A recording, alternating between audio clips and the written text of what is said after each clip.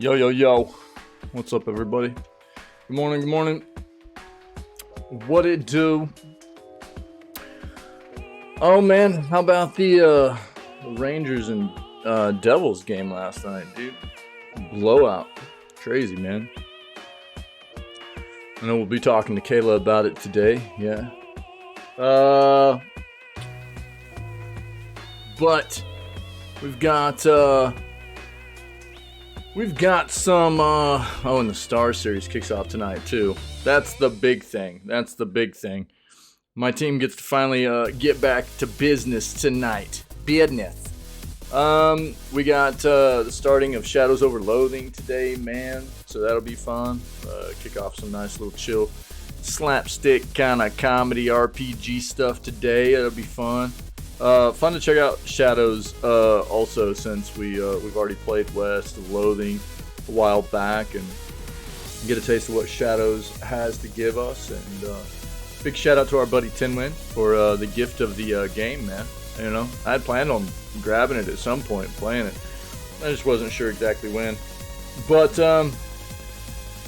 perfect storm, I guess. Tinwin, being the amazing person he is, hooked us up with it, and we decided not to play a game we had on the schedule, and you know, so here we are, man. This is where we're at, so we'll get that started today. But we'll go ahead and dive into this video gaming news stuff first. 1 second here.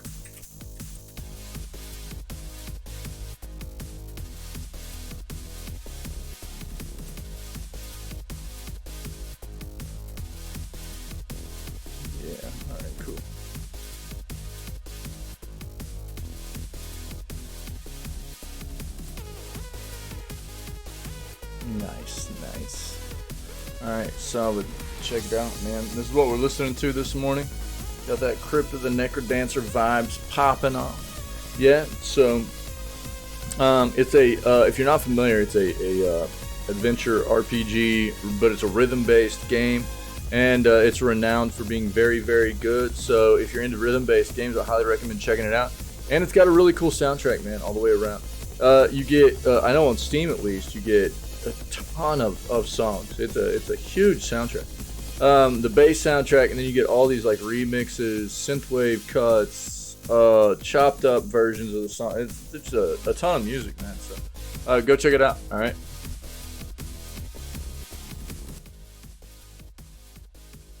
Cool. Kill the tunes. Let's get into video gaming news for today, May 2nd. Let's see what we got. Hope everybody's doing well, man. It's good to see you guys. Let's do this. Oh.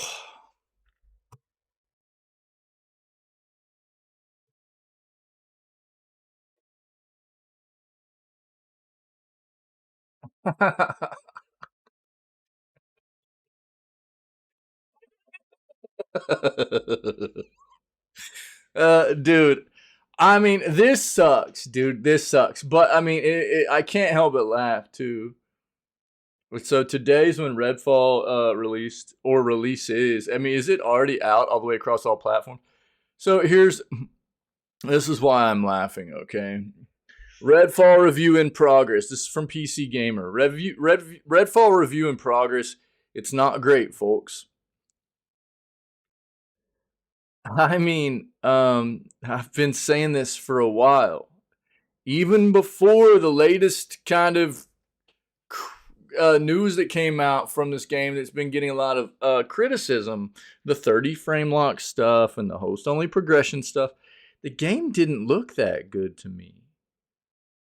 And I never want a game to be bad, but again, it's not the reality we live in, and to be realistic about things, and especially what we do here in this channel every single day, addressing the video gaming industry and going over the news and stuff like that. It's a bit, it's one of the things we do. We kind of point out those, I know for me especially, pointing out those games where I feel like it's kind of,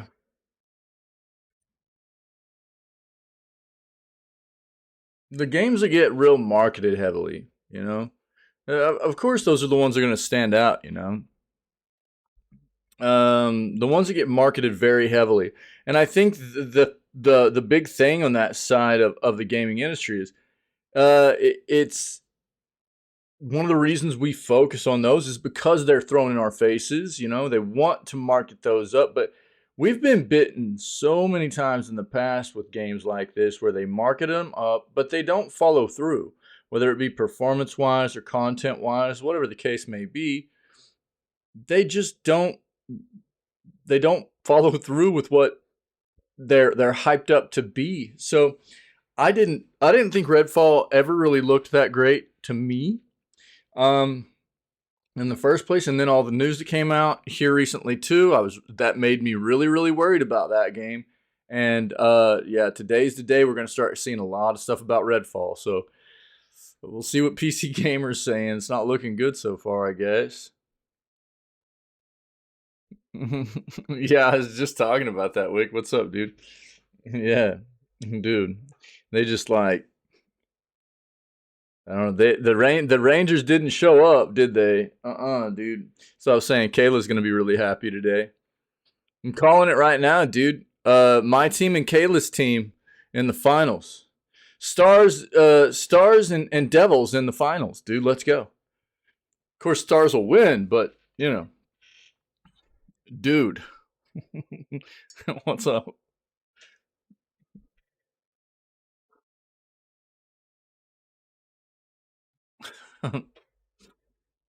Yeah, they kind of just imploded, man. The Rangers did. Yeah, yeah. All right. What'd you think, man? All right, dude. Nice. So, you hooked? Are you hooked on it? I'd say that that's probably a good indicator that it was decent at least. Yeah, it was decent. Uh, Meta Quest Gaming Showcase returns in June. Let's see what's going on there. You know, I'm not a big fan of that company, but they do produce a quality piece of VR hardware, so we'll take a look. 5 more games set to depart Xbox Game Pass. I think we've already kind of hit on this, but let's make sure. See what else we got. Oh.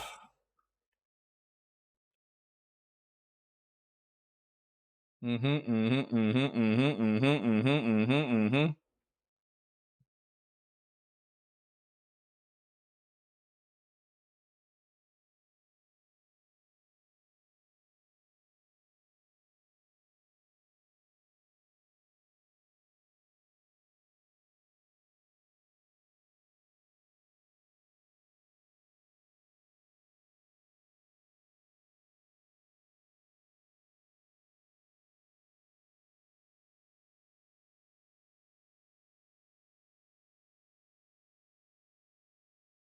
PlayStation's live service games will span genres and appeal to different audiences.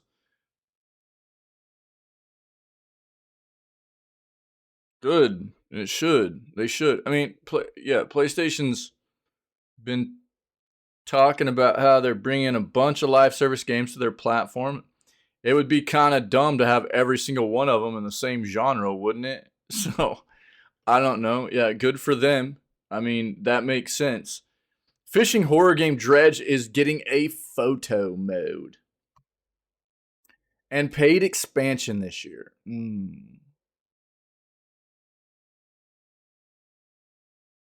Okay. Okay. Let's talk about that. Yeah. Yeah. Yeah. I figured if you were up that late playing it, dude, you must have liked it pretty well. That's good, dude. That's good.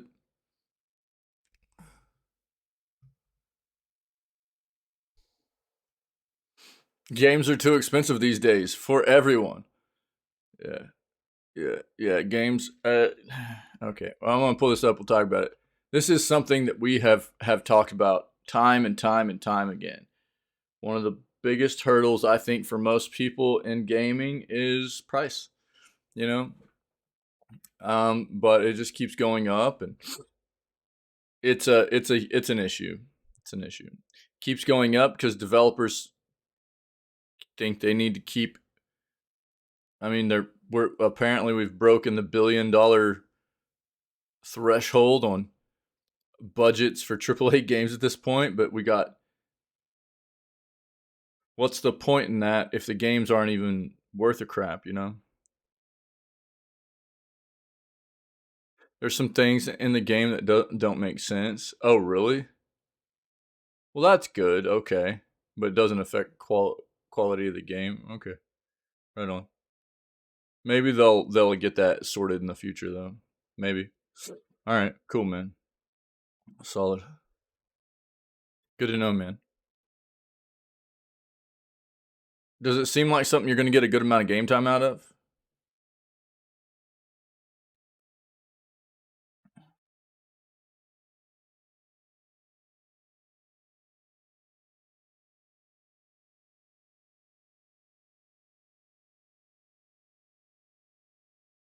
Got that up. Wait, what? Sony files patent for roulette system to recommend PlayStation 5 games. Huh. It's probably going to be something similar to like Steam's. There it is. I got that eyelash, dude. Steam's like recommendations, like their queue for people to check out on your the store page for your Steam account and stuff, where you go through there. They got like games they recommend to you based on like games you've played, games that are in your library. So it's gotten better, but it was pretty not good in the past. You'll still get a lot of games in there that you're like, why is this being recommended to me? But maybe 12 to 15 hours, do what you're doing. Oh, it does have replayability. Oh, that's good, dude. Okay. We'll take a look, though.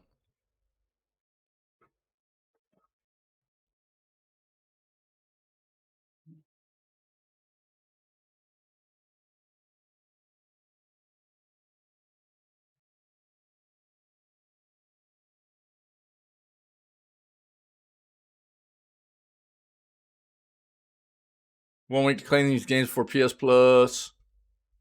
Collection closes. Oh, yeah. I think I know what this is about. Yeah, we'll talk about this real quick. Yeah. Lego Star Wars to add free DLC character. All right.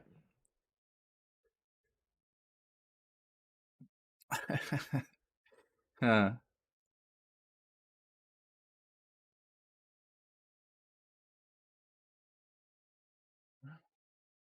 Here's when the console patch for Star Wars Jedi Survivor drops.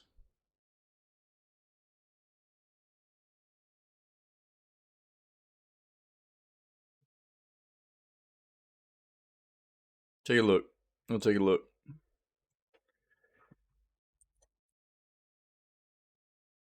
Random mode time. Let's go. Try to get a free sub, baby. That's actually nice. Yeah. Why so serious, guys? Yo, is that not appropriate too? I mean, look at the shirt I'm wearing. You know, joke's on you. And then the first random mode of the day is actually the Joker. Let's go, dude. That's just a sign. It's a sign. You know, it's going to be a good day. Perfect.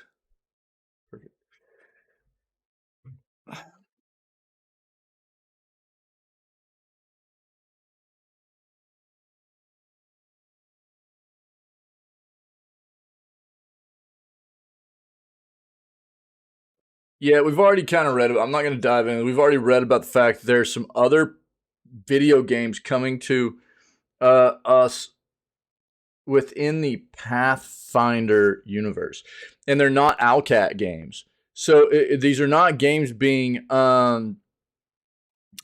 developed by Owlcat, which are what the games that have already been made. The Pathfinder games are by Owlcat. We got new games coming to us in development at least, or at this point, that are in the Pathfinder universe. And as we get more about those and stuff, we'll dive into them. We already kind of knew that. We'd hit on it a little bit ago.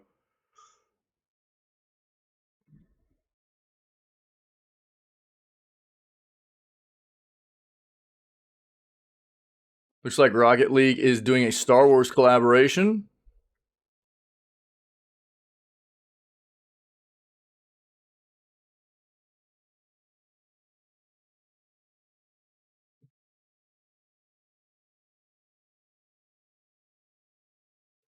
I don't know if we actually need this.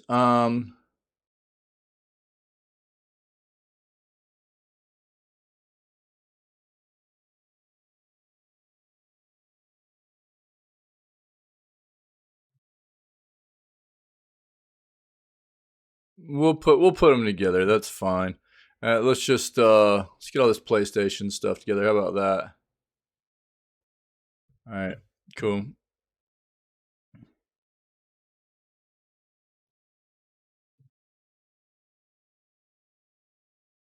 Oh no.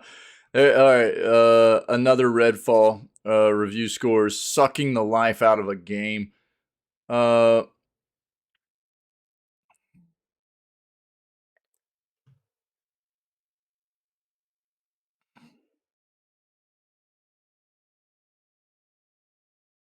we'll probably start off with the Redfall stuff this morning.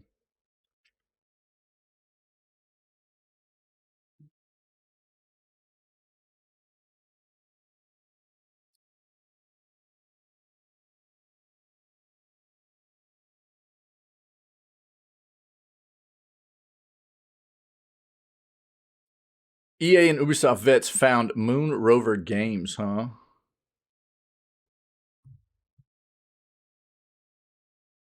Oh, dude, the first Mortal Kombat 12 teaser has been revealed. Let's go. All right, cool. Nice. D4 Collector's Edition released early? Huh.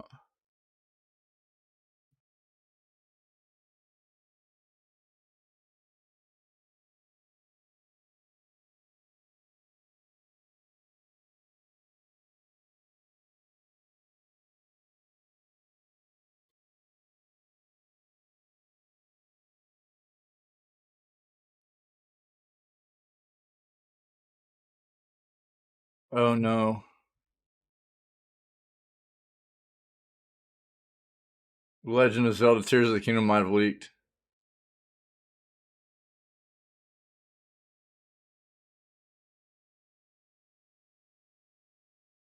Oh no. Oh yeah. Okay, we'll take a peek at this. We'll take a peek at this. Yeah. It's hard for this not to happen. Nintendo is one of the better developers about keeping information in house until release dates actually pop off. But it's really hard nowadays. Unfortunately, it's just really difficult. Um, so I don't know. It will read that and we'll try to stay away from the spoilers. Yo, Ferret, what's up, buddy? Nice emote, dude. Nice. Yo, did you see the one I got? I don't know. I don't know if you saw what I got. And it's just I think the important thing here is if anybody's going to be playing Tears of the Kingdom, staying away from anything you might see on the internet about Tears of the Kingdom. There's going to be a lot of spoilers out there. Yeah, it just popped in. I got I got the Joker, bro. I got Why So Serious, and look at the shirt I'm wearing, bro.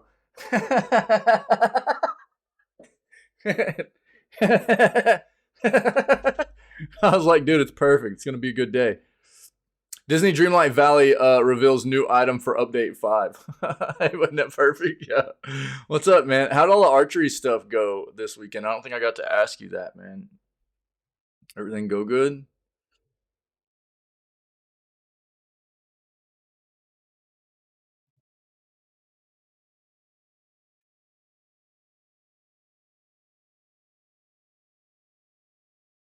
Okay.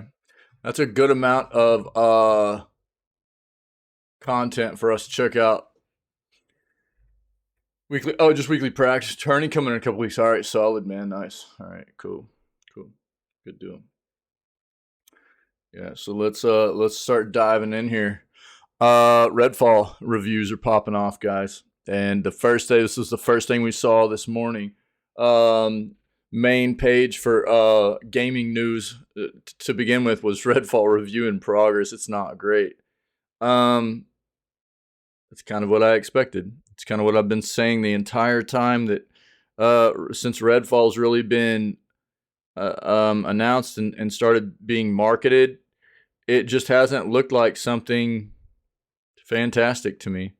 And so, as we've moved forward through the marketing campaign of this, and we've had more information come out, you know, from the locked 30 frames to the host only progression and stuff, that's just, those are indicators to me that the game just, on top of the other things I saw that made it not look great, it was like, it's probably not worth diving into until we know more, you know? 40 hours with Redfall has me wishing vampires would win. Oh, okay. Oh, brutal. In office all week, dude? Gross. Yeah. No problem. No problem, buddy. Yeah. I hope for your sake, dude, that it's a chill week, man. All right. I'm 10 hours into Redfall, wishing the vampires would come up with a better plan to take over the town so I don't have to play anymore. And I get an idea. Maybe I'm having a miserable time because I've been using my abilities wrong. I'm playing as Layla, a vampire hunter who can place a ghostly purple elevator on the ground and ride it into the air to gain the high ground advantage. But the one more floor skill says that it can send people higher into the air, not just me.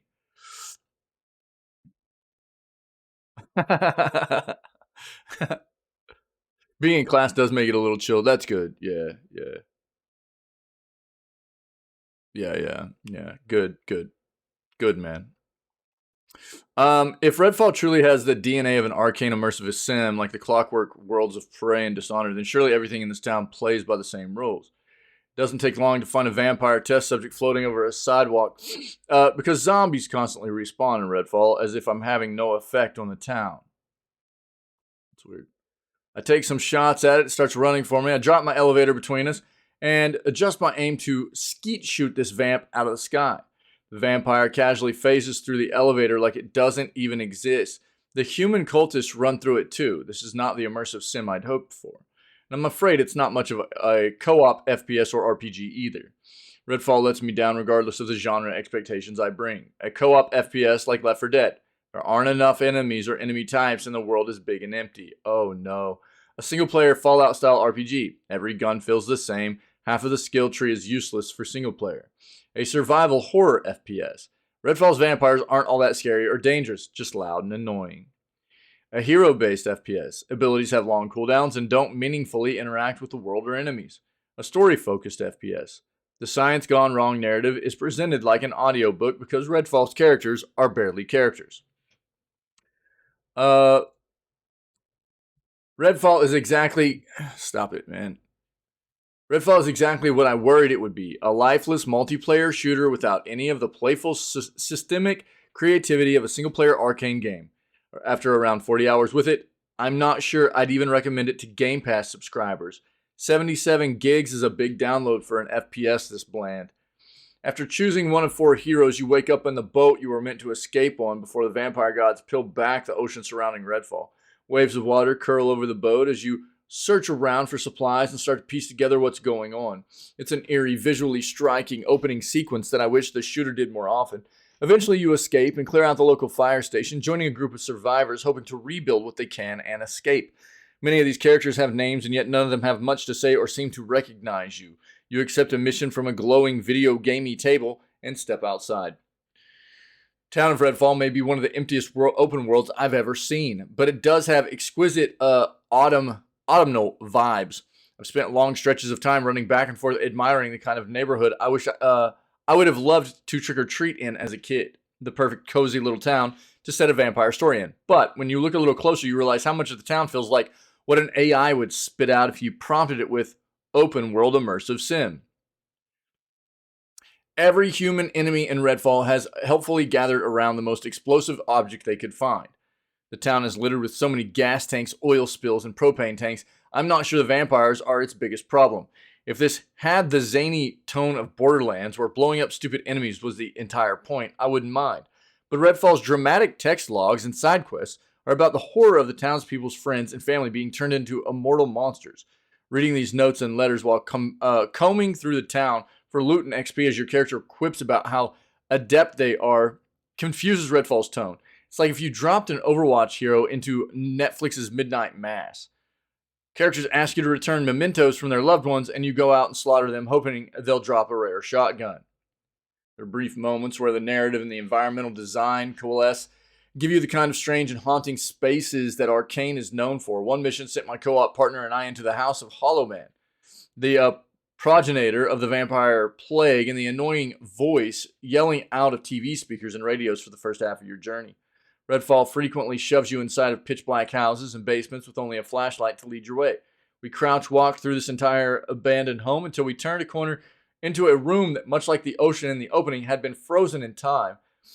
Through the floating wooden splinters and debris, you could see another world just beyond the ceiling. It was like stumbling into the dark limbo-like expanse of the void in Dishonored, but naturally and unexpectedly. After spending far too long searching for hidden dolls around the house to complete the mission objective, we were transported to the same house, but sitting atop a floating chunk of land in this alternate reality. There's not much to do there except listen to the predictable origins of the Hollow Man before you're kicked back into reality. Redfall has deployed warped set pieces like this a few other times in my 40 hours with it. There's never anything to do in them except think about the other better games I could be playing. Hot mess. You can tell that Redfall is an always online game by the way enemies jerk and stutter around and the way landlocked boats and abandoned campsites have items that respawn after a while. It's a far too vacant world for any of its weapons or abilities to matter. Alone or in co-op, the hero's abilities interact weakly with the game world. The most useful abilities to help you teleport or jump past enemies so you don't have to engage in Redfall's exceptionally boring firefights. Scraps with vampires are more challenging when solo, but that's only because they all run straight at you. Without another person to distract them, you spend intense fights running in circles, trying to make enough space to heal. It's a nightmare. I only made it through the vampire nests, which are difficult, dungeon-like levels with randomized enemy modifiers by finding places to crouch where the vampires couldn't reach me. The same goes for the powerful vampire that descends on you when you've alerted them by clearing enough of their fanged friends out, and the major boss fight in the middle of the game. Fragments of Arcane's typically sharp art direction and smooth stealth action do show up in Redfall. I snuck through a broken window and peered down at a group of cultists, listening to a leader making a speech over a loudspeaker, just like you'd see in Deathloop or Dishonored. But the enemy patterns and alternative paths are so limited, you might as well light the place up in the most efficient way possible and move on. After all the confusion over what it would be like to play, Redfall fails at not only being an immersive sim, but everything else too. I'm a fan of Arcane because of its ambitiously creative and dynamic systems-driven worlds. And Redfall disappoints in both categories. I'll play more before writing my final review, but I've played a lot already, and I don't expect it to get better. 40 hours? 40 hours is a lot of gameplay. That's a lot of gameplay. That's a good amount of gameplay right there. And I would not expect a whole lot to change of their perception and critique of this game with more gameplay either. Feels bad. This is another loss for Xbox. They're not pushing out. They are not having the greatest of like the past year to year and a half has not been really good for Xbox's games that they've been they haven't had a lot of first party games,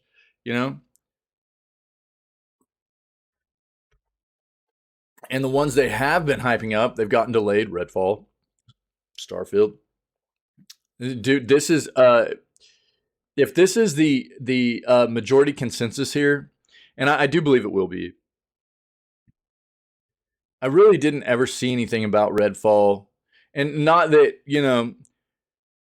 your gameplay experience can absolutely differ from an impression that you get just from seeing gameplay. That can absolutely be different for you, right? So don't get me wrong, but um, what you see and everything that I mean, it can be indicative also, right, of what is in store. And I just haven't seen anything about this game in the first place through all the hype and the info we've been given that really showed me anything to be interested in.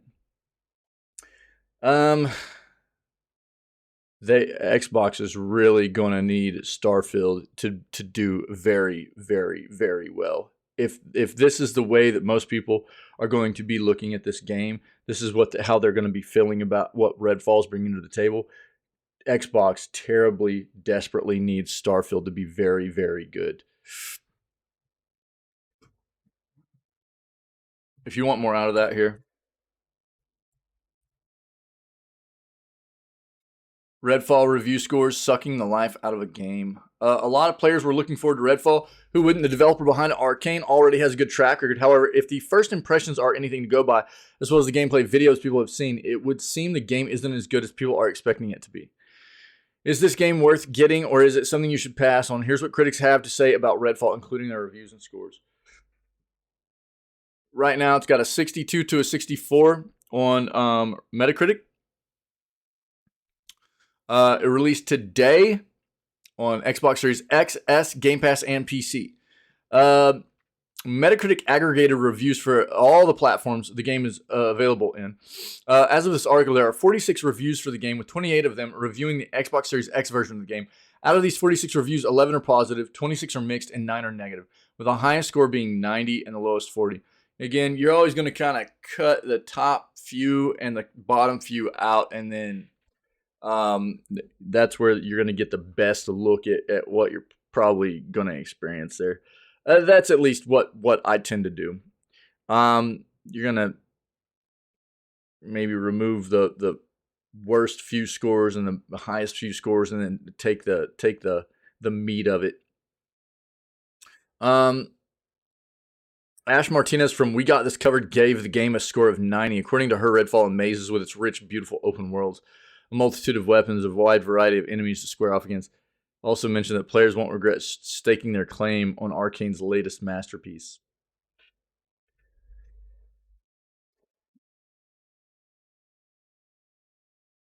Yeah, exactly. Yeah, no doubt. Xbox eras. Jesse Norris scored the game an 85, calling it fantastic in most ways.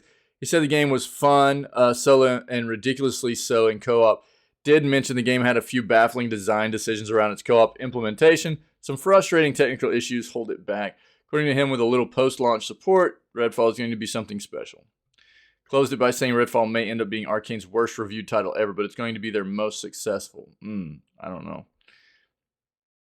I'm not going to read all of these, but the lower ones are like Patrick Dane from Dexerto gave it a 40.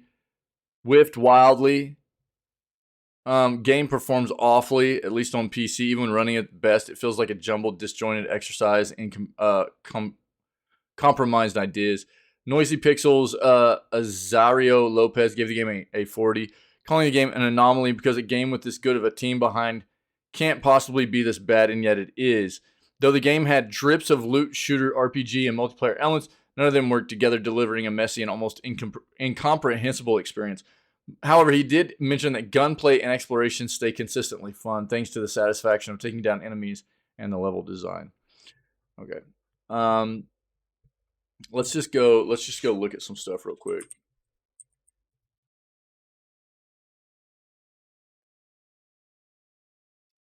So on the Series X right now, you can see the critic reviews is all that they have currently, but you're seeing a 64, right? That is not very good. That's not very good. I would say usually what I go by is like, if you're hitting low 70s, low to mid 70s, a game will probably be a fairly enjoyable experience. Mid 70s to like low 80s, that's going to be a pretty solid game, you know? Anywhere in the high 80s, I mean, you're talking about something that is very, very notable. There's going to be probably some things in that game that are maybe even unique kinds of implementations maybe we haven't seen in games before that have really hit on something that have brought about inventive kind of gameplay, you know. And then you talk about up into the 90s, that's where you're getting games that are historic games. Like 90 metascore games are traditionally like games that are going to be forever renowned games. Very inventive, crazy fun, and just played forever. One moment.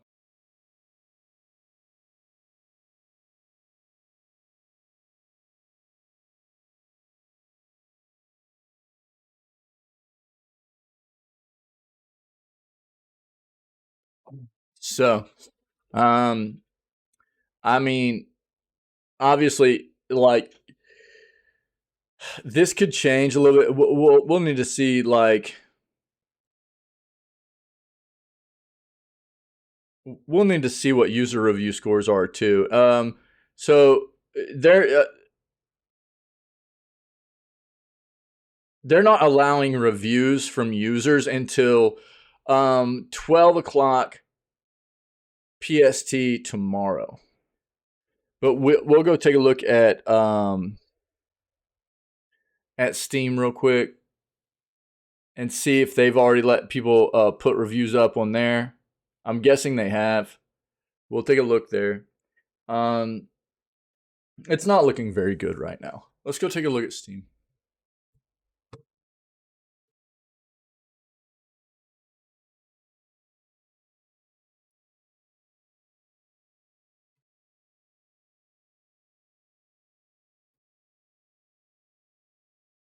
Oh man, yeah, get some of that. 29% positive of over 500 reviews already.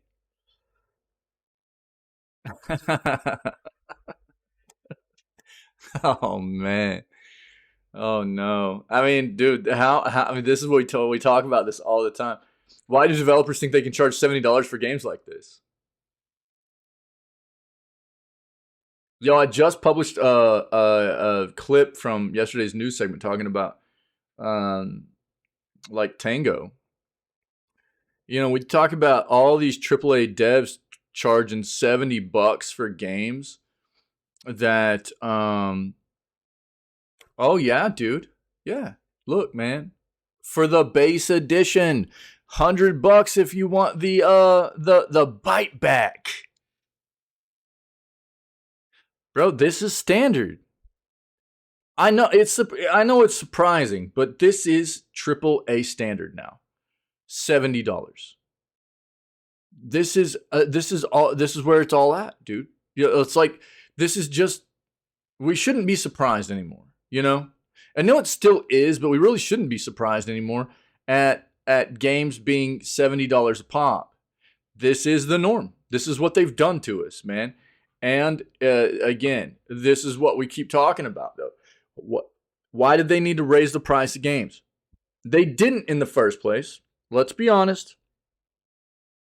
They didn't need to raise the price of games inherently at retail. There's enough monetization, other monetization going on in the gaming industry that they didn't need to do that. That's just a fact. But then we talk about all this other information that we're getting about. Well, you know, they're breaking on some of these AAA games, they're breaking the $1 billion threshold on the amount of money they're putting into the development of the games. And if it's not breaking, not that like all AAA games are breaking that $1 billion threshold, but if they're not breaking that $1 billion threshold, they're still up there around probably 500-600 million pretty easy on the bigger names. You know, it'd be interesting to see what was spent, development wise, what the development budget was for something like Redfall. Yeah. And $70 a pop for the base edition, $100 for the bite back edition, apparently, what would be their probably deluxe edition, whatever you want to call it, special edition. Yeah. Um, and here we are again, dude. It's just the next iteration of AAA games, hyped up, marketed heavily, and consensus is that it's not good. It's not a good game. Uh,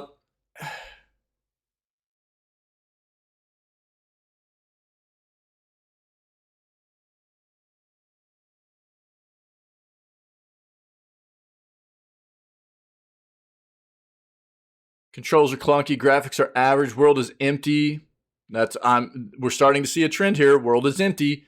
I don't understand why these companies think they can start charging $70 for unfinished garbage. Wouldn't even stomach an hour of this game. Again, I mean, look, we're seeing a lot of reviews on here right now with like less than an hour into the game. I'm not a big fan of that. I would prefer to see reviews with a lot more time. And here's 12.1 pre-release review 12.1. TLDR, it's a game with a neat concept that ends up disappointing. While I don't recommend it, I wouldn't talk you out of it. You know what I mean?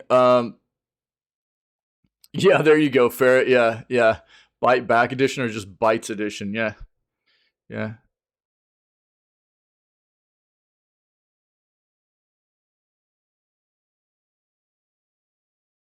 Well, yeah, yeah, yeah. No, I agree with that. I agree with that. Yeah, you're not wrong. But if you're going to be talking about like the world, this is what I'm getting at.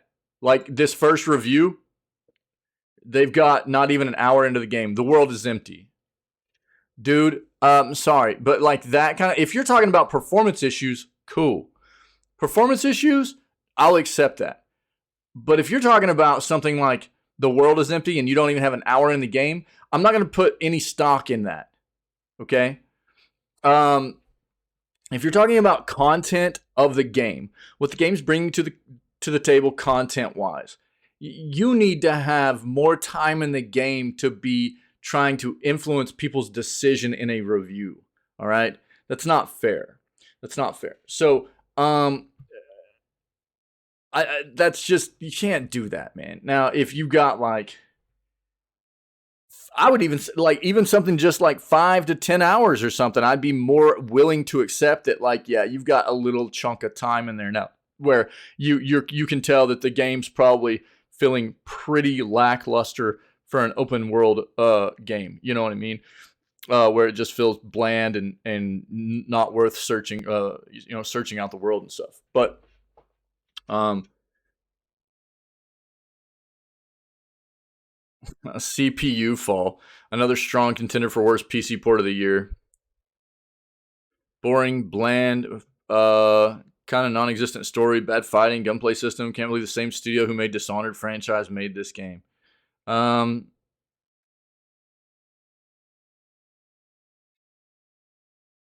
are people stating they're having some performance issues too.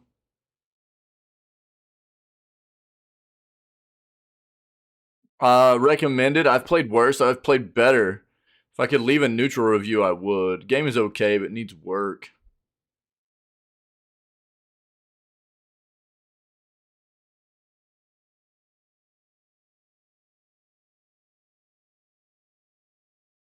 Hmm.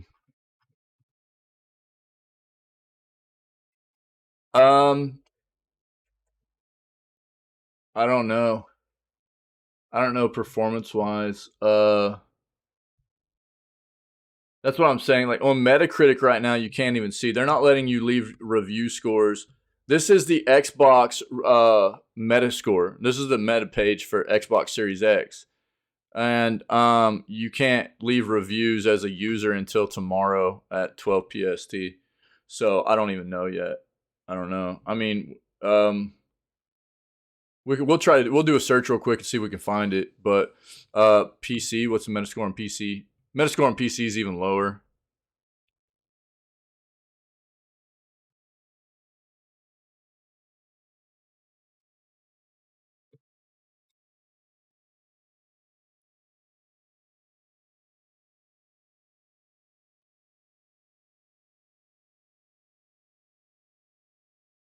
I mean, this is obviously one of those things that a lot of people are going to be talking about. Is like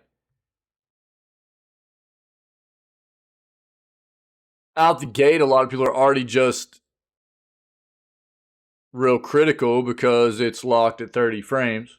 So people are going to go out the gate on console, and we already knew that, right? We already knew that, but um,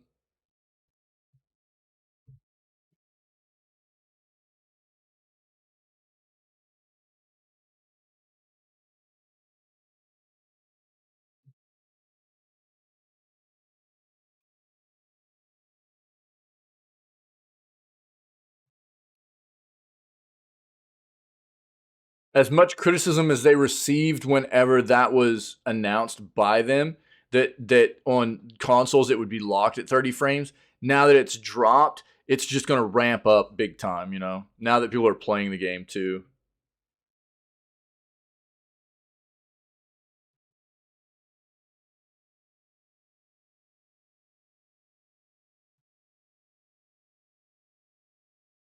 Um, Redfall review, audio, visual, performance. Visually, Redfall looks like a 10-year-old game. Dude, that is the same thing I was saying the entire time we were getting like gameplay trailers before it released. I was like, this looks like a game that was made like 10 years ago.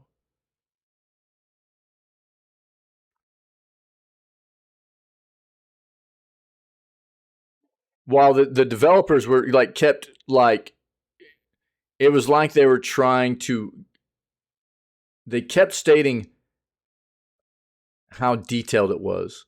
It's like they kept trying to make people believe that it looked really good by telling people it looked good. And I was like, you guys are out of your mind. This game does not look great.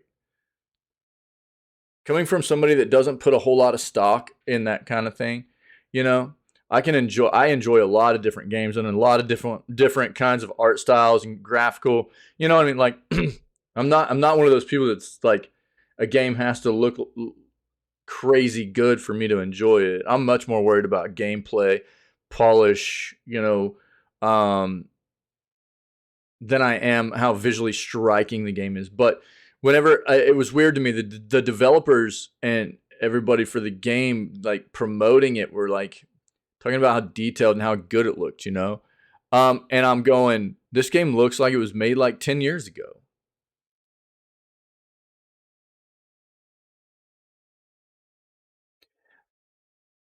I mean, that's just that same sentiment that we're always like tossing around about all these games.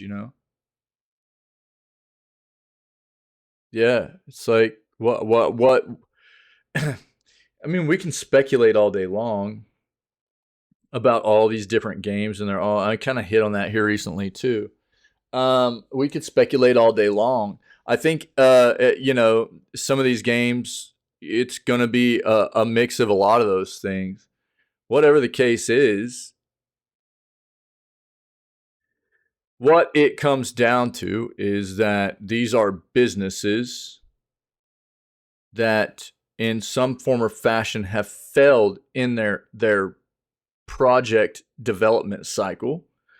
They have pushed out a product that was not finished, or I don't know, was not given enough time to, or love, I guess, in this industry. And what I mean, you're talking about these big AAA companies too. I mean, I think that's what I'm getting at. It's not like these big AAA companies don't know what is good and bad in video games. I mean, they've had so much time. They've made so many games, and so it's weird that with these huge budgets, and um that it's so consistently, we're just flooded with poor games, whether it be content or performance or whatever, right? Yeah. Yo, DZA, what's up, man? Yeah. I mean,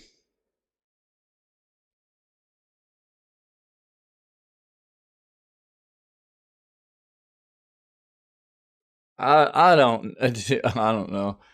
I don't know that I would call this simply a money grab game any worse than I don't think this is on the same scale as. I mean, if you want to get down to the.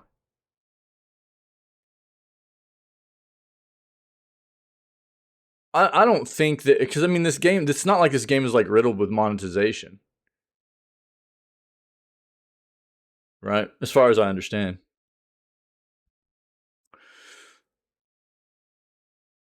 You want to talk about other games that I would assimilate more with simply a money a money grab game. I'll talk about like Diablo Immortal, or you talk about games like what's the one that's coming to us? Well, it should have already been here. We got delayed. The Suicide Squad Kill the Justice League, where you're paying full price for the game, and then it's Battle Pass, and it's cash shop and all that stuff. I don't think Redfall really has that kind of stuff in it. So, but I mean, at the same time, to that sentiment, it doesn't feel like they really put very much heart and soul into this game. It's not like it's not it's got Arcane's name on it, right? And so it's got a ton of marketing behind it, and to that extent, I mean, I don't think you're all that far off either. Um, Visually, Redfall looks like a 10-year-old game, which you'd think would make the game run much more smoothly, but unfortunately, the opposite is true.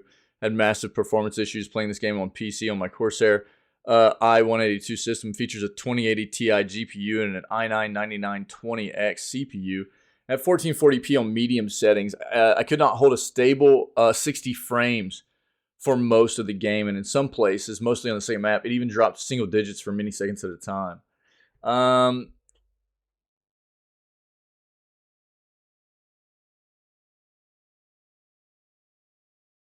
Having played it a bit on Xbox for this Redfall review, I thought it played more smoothly at a constant 30 frames than my PC experience.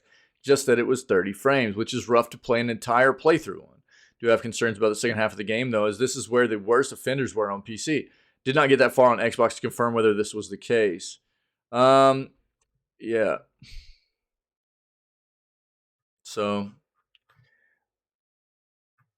I mean,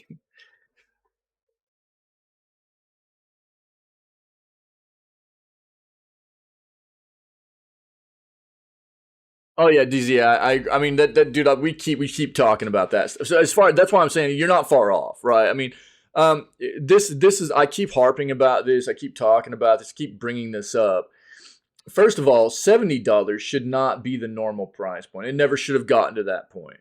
There's enough other monetization stuff going on in the gaming industry that $70 price point was not needed. The reason they did this, they wanted to talk about inflation. Uh, Developers kept saying we need to increase the price to $70 from 60 because of inflation. When really what it came down to was, who sets that trend are these big AAA developers. And now what we know is that, they are breaking the bank on the budgets for these big games they're developing. And so not only are we now paying for their future projects, you know what I mean, by them ramping up the price of the games we're paying now, we're paying for now, but they're also just creating trash. Again, this is something we've had to deal with in the past as well, but we're dealing with it again, where we're just flooded with trash games. It's just nothing is being created, and not nothing. Okay, let me take that back. Let me backtrack. There are still developers that do a good job, but to a large degree, there are many developers that are doing a terrible job. And at the core of what is happening here is these are businesses producing a terrible product they are having us pay for with huge budgets behind it. We know we're breaking $1 billion now, for these budgets for these games, the development of these games. There's no reason they should be like this, but they know that people will continue to pay for it because there are certain names around it, right? Whether you talk about it's got Star Wars on it, or it says, Square Enix on it, or, well, I mean, it doesn't, you know what I'm saying? It's stuff like that. And really, it's as I've stated time and time again, and until people quit buying into this madness and feeding this gross machine, it'll just continue to happen, you know. Oh, nice, Tim Win. Nice, dude. Yeah, Age of Wonders 4 looks very good, dude.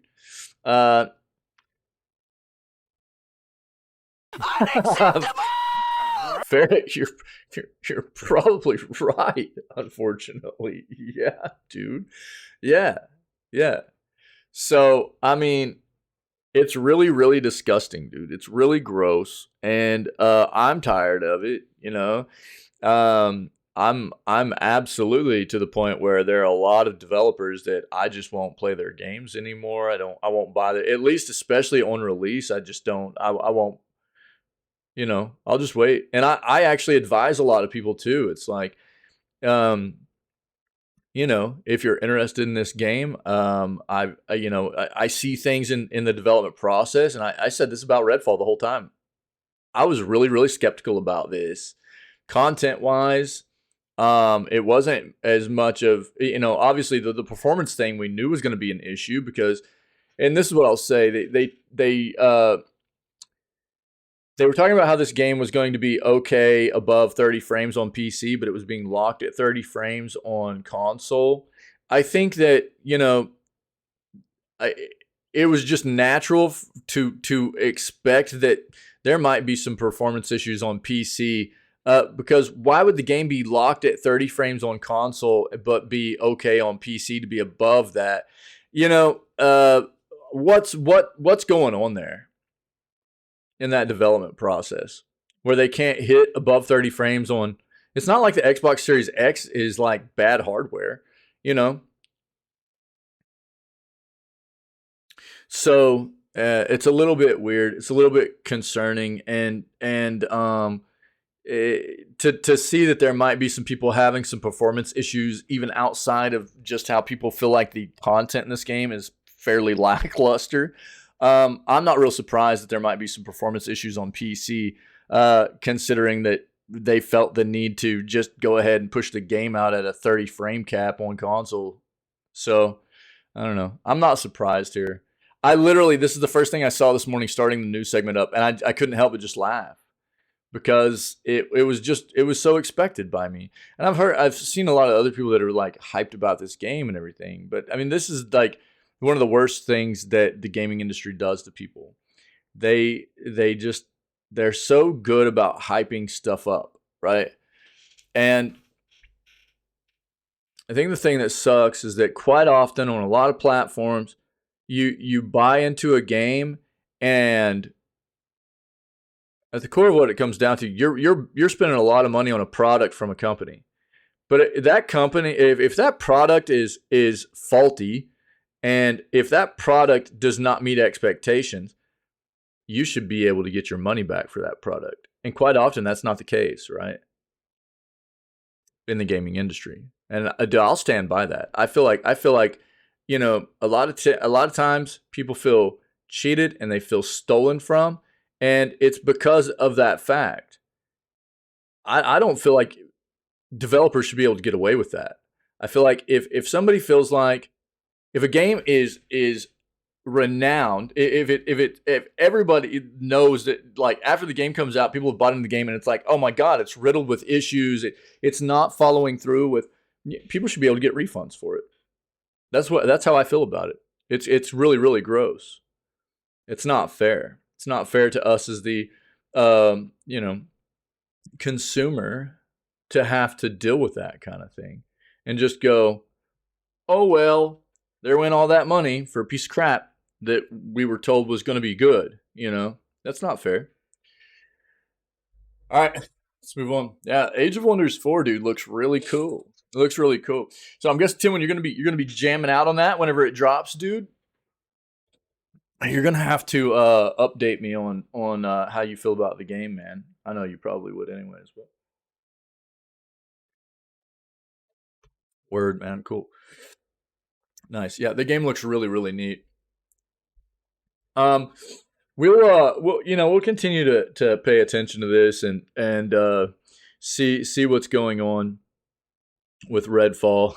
Uh, Again, I mean, personally, I'm not surprised. This is. I mean, I know if I remember correctly, 10 win myself. I know there were a number of other people. As we were seeing Redfall videos gameplay come out, we were like, this game looks old. It doesn't look. I don't. I don't see anything about this game that screams. I want to play this. Um,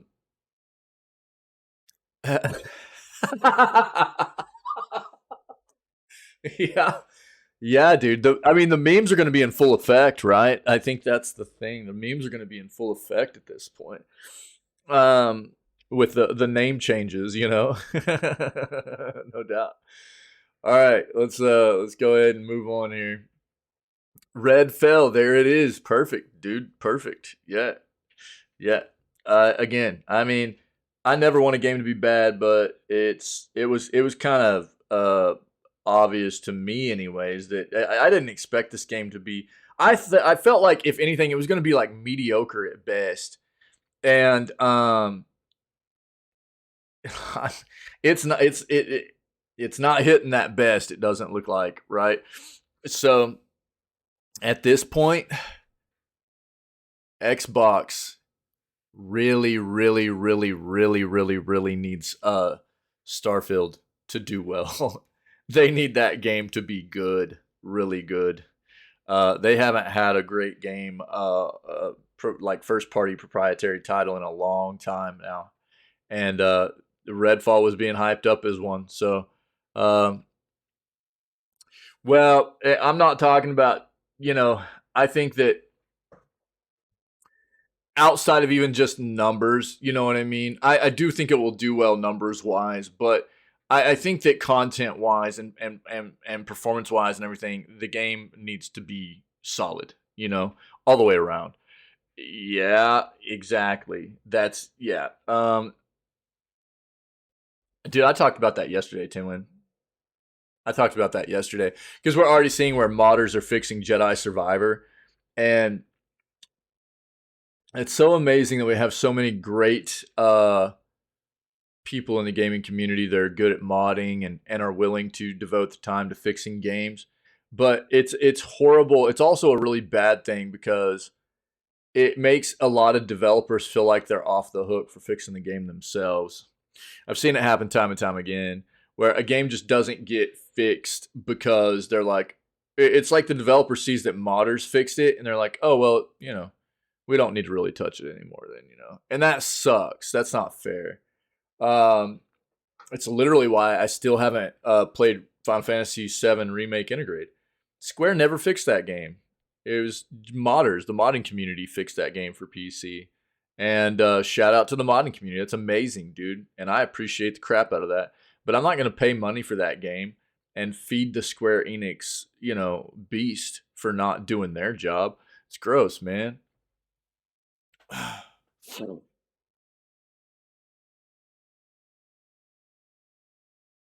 you serious? It was just a simple flipping context or syntax error. Oh my god. GG's. Nice. I didn't know that. Right on. Something like that. Yeah. I mean, coding's crazy like that. You know what I mean? And that's one of the best things about like when you're a code, you write code when you're a programmer. Having somebody else review your code is such an incredible thing because you get so used to looking at your code over and over and over and over and over again that you'll miss things quite easily. Where having somebody else review it occasionally is actually pretty nice because they'll go, "Oh, dude, you just had something there that wasn't supposed to be," and it's usually something really simple. Code blind, yeah, dude, exactly. Yeah. Oh, nice, dude. Really? That's wild. Check that out.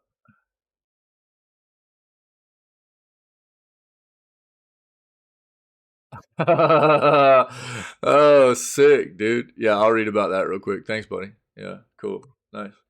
Yeah, yeah. Thanks, dude. I had no idea. I hadn't heard about that.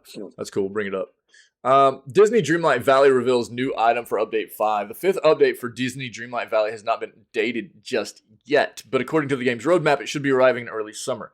The roadmap teased a few things fans can expect to see, including the addition of Cinderella and that the secret to the forgetting will finally be revealed. Developer Gameloft has now revealed another addition coming to the game, and it's on the smaller side. Apparently, players will be able to get umbrellas in the game, which should be the perfect thing for dealing with inclement weather in Dreamlight Valley. A short video of the umbrella item in action can be found in the tweet embedded below. There you go. Check out your umbrella.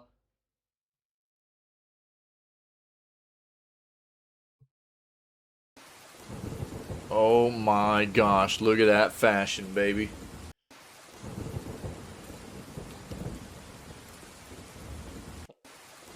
Yo, they should have made it like a witch.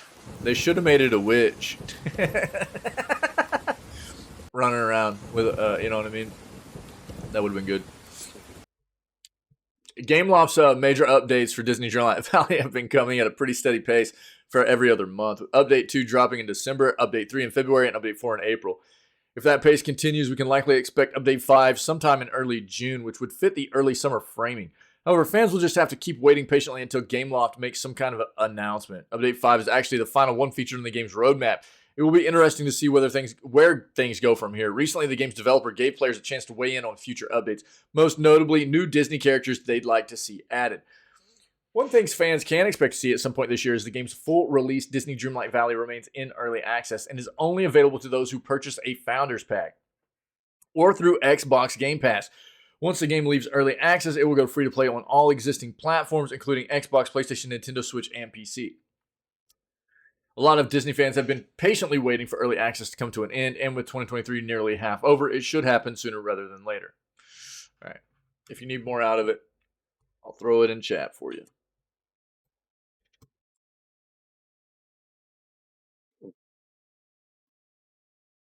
Looks like The Legend of Zelda Tears of the Kingdom might have leaked.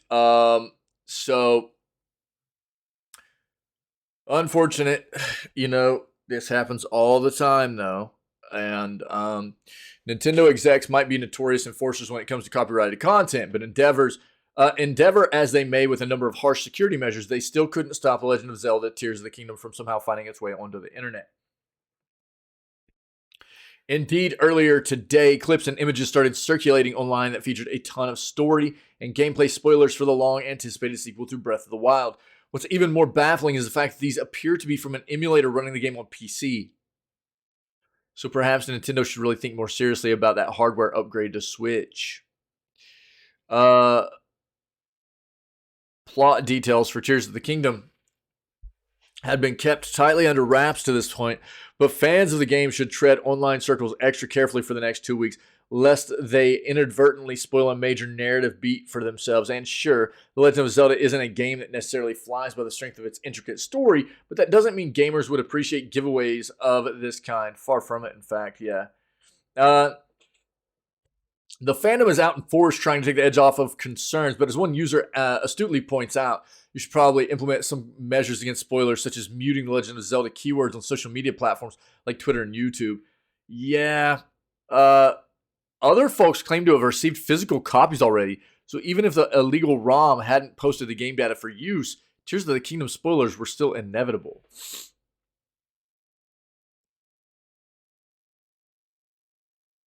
Interesting. Yeah, yeah. If you need more here. So again, like, it sucks that a lot of the reason people will do this stuff is because they want to get their notoriety and stuff. This is a way for people to get notoriety, so they'll do this kind of thing, I've been trolls. I mean, you'll get that kind of stuff too. But if anybody, in fact, does get access to something early, they don't think about, the other gaming community quite often. You know, it's not about trying to make sure that people don't get spoiled. It's about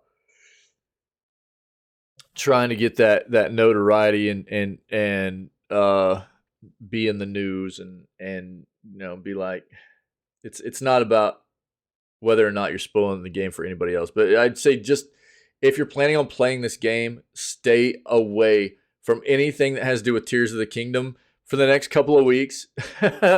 Just stay away from it because you're the potential for you to get spoiled on content in the game is getting more and more likely. All right. So I would say just be very careful. This is the way it goes for most major games. I mean, the leaks as you get closer to a major release are kind of inevitable anymore. So just be careful.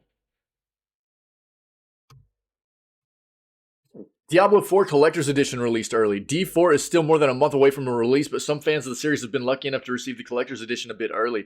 Unfortunately, it seems that these early arrivals have been limited to streamers and content creators for the moment.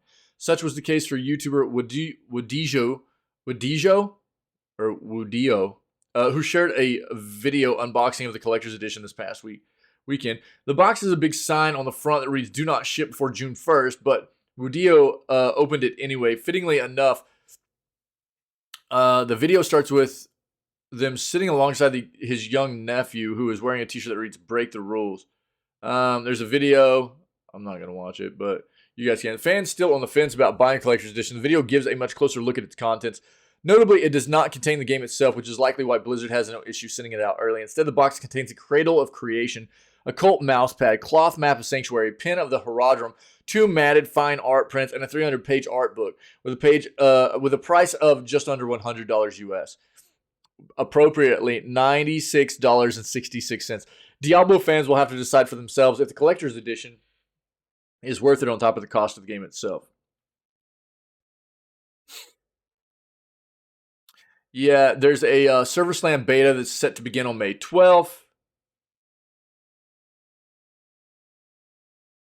If you need more info, there's some links here, okay?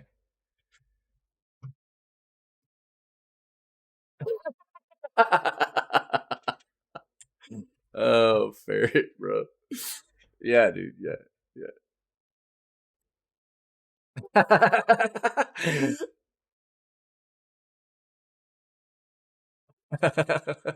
Mortal Kombat 12 first teaser revealed. Here we go, man. NetherRealm Studios. Ed Boon. If you guys don't know who Ed Boon is the head of NetherRealm. I mean, it was. I feel kind of inevitable that with Street Fighter 6 almost here, and we know that Tekken 8's right around the corner. It's going to be here by the end of the year, probably at the beginning of, the end of quarter 3, beginning of quarter 4 of this calendar year.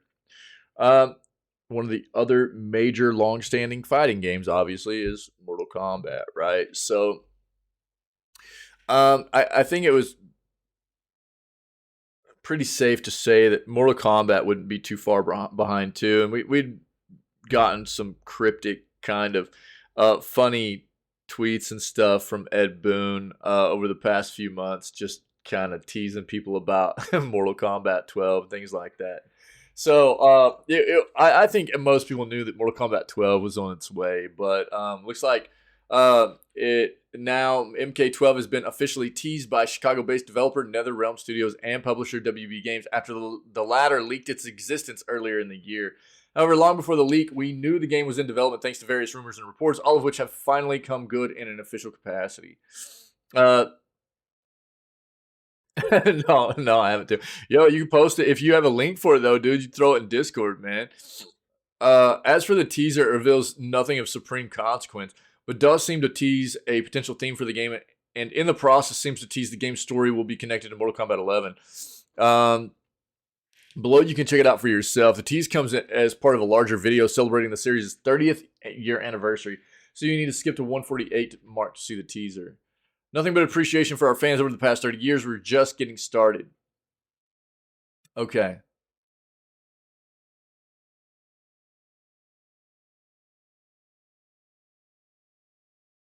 All right, we'll look at this just a second. Here we go. Let's see.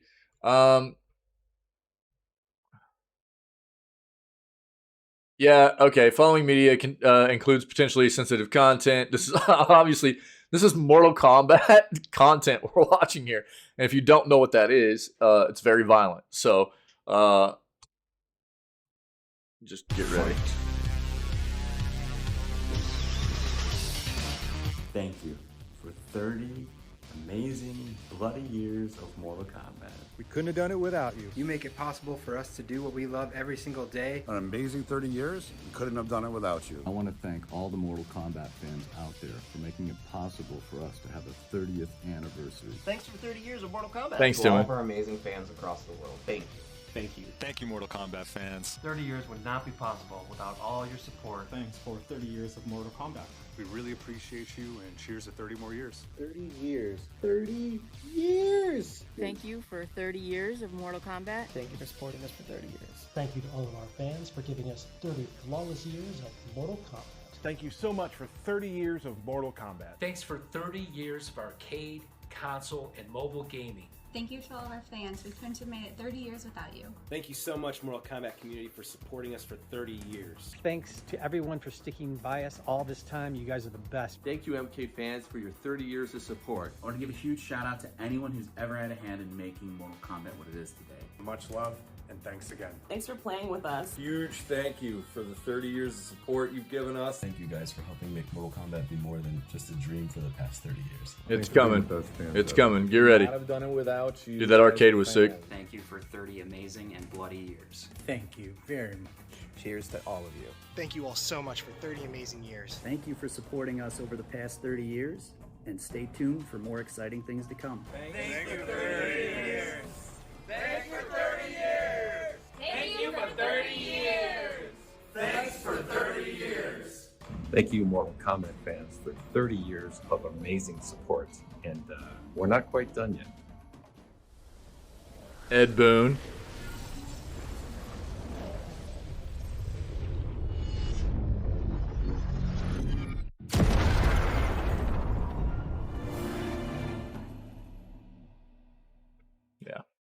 Yeah. Okay.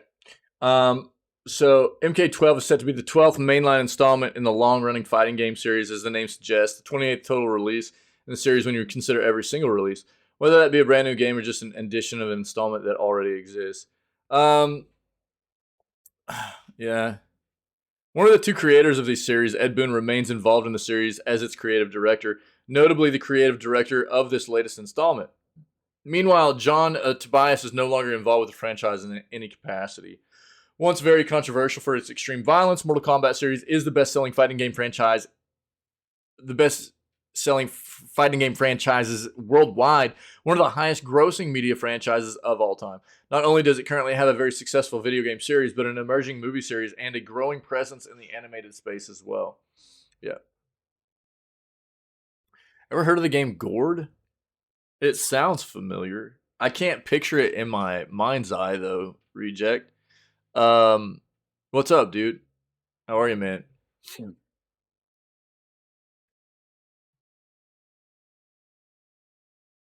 So MK12, we kind of knew that was happening. But you know, it's becoming more and more official. Instead of unofficially official, it's like official.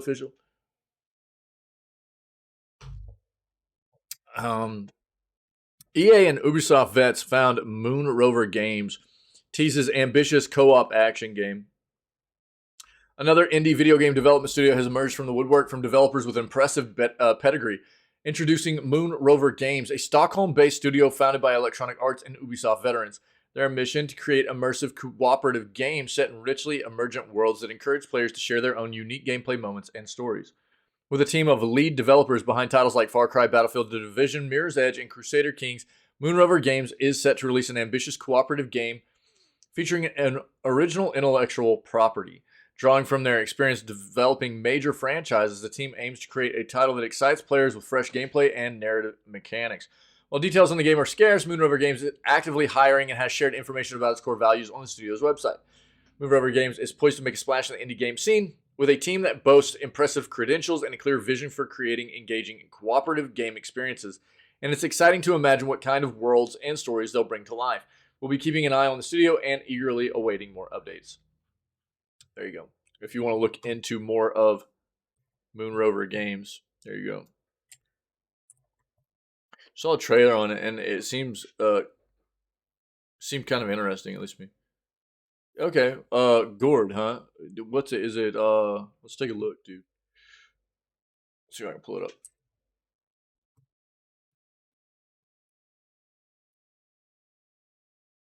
Gord on Steam, huh?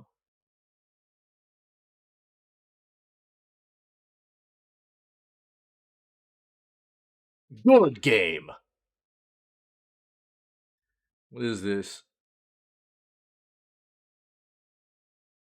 What is this, bro? So, PC, Xbox Series X and S, and PS5, huh? Start. About. Features. Media. Trailer. Let's watch this trailer. See what this is. Peggy 18. My king. Let me know if it's too loud. Yo, thanks, Reject. Our steward rules a populace who call themselves the Tribe of the Dawn.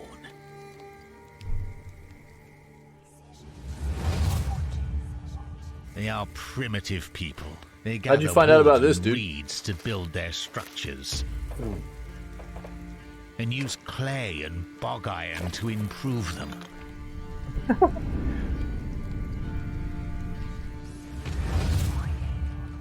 Like all simple folk, they're compelled by survival to leave the comfort Brent told you about of the it? village. Okay, cool. Many dream of adventure, but the surrounding woods are uninviting. Sick, dude. Death and pain await in the wild. Evil creeps and crawls through the dark recesses of their minds.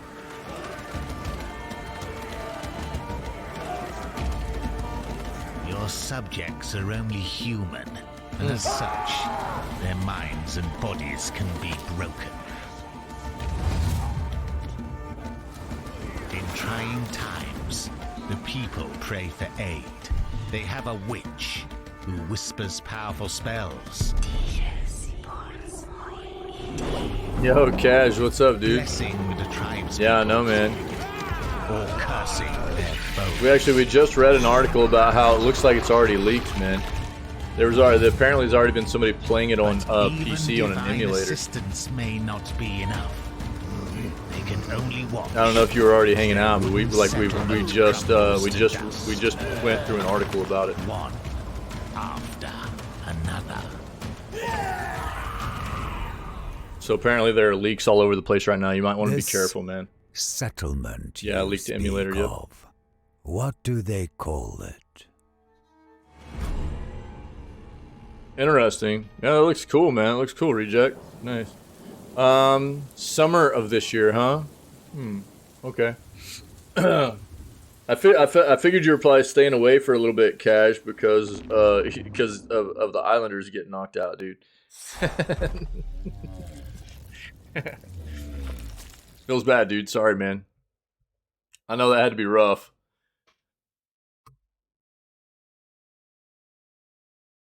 You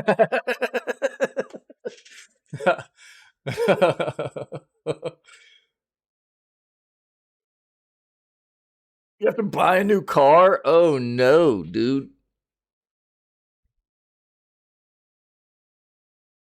Wait, what, Cash? What game? Tears of the Kingdom, dude. That's what we're talking about, Reject. Tears of the Kingdom. 10 days till Tears of the Kingdom releases. Oh, yeah. Yeah. Tears of the Kingdom releases in 10 days. We just hit an article, too. It was talking about, it's already leaked on, there's a version out there roaming around already, I guess, that is an emulator on PC for emulator. Yeah. Oh, me either. No. But, I mean, the important thing for me was that it was a report online about the fact that it had leaked and just warning people to stay away from, spoilers and stuff. That was my big thing. So I'm just trying to like advise people to stay away from, you know, and that, I mean, that again, that's the thing. Anytime a big hyped up game gets close to release, usually there ends up getting some info gets out early or whatever. And people just need to be careful, you know, about not spoiling yourself by, you know, accidentally looking up content or whatever. Sure. So,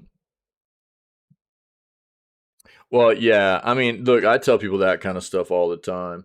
That's like the darker and darker stuff too. You know, darker and darker's in a bad spot right now because of all this legal stuff they're caught up in with Nexon, and you know, dark and darker got taken off Steam, but there's a lot of hype built up around the game, and they're trying to do beta tests still. So what they did is they put it on torrent sites. So they put darker and darker on torrent sites, and they're still wanting people to beta test the game. But dude, that's a sketchy situation. They've been hacked already because of it. It's like, dude, if you're planning on going to torrent sites and like downloading stuff, I mean, you need to be prepared for the consequences of that. But this looks cool, Reject. Thanks, man. Yo, if anybody wants to look up anything more, check it out. Go Word. I might actually throw that on my wish list real quick.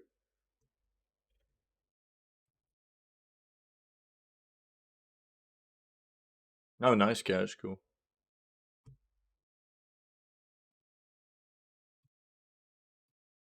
If you want it on Steam, I'll share that link too here. Kayla's team beat down the Rangers last night, man.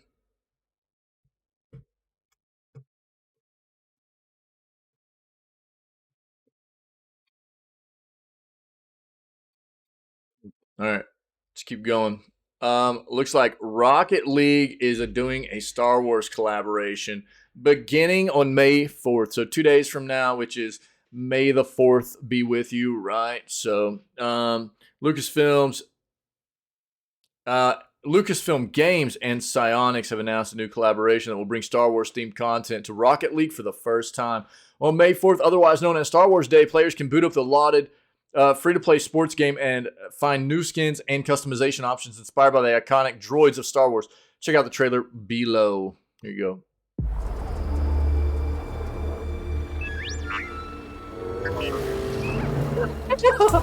Ah, man, you know me better than that. Come on. That's like my MO, dude. If I can't complain, dude, what am I playing the game for?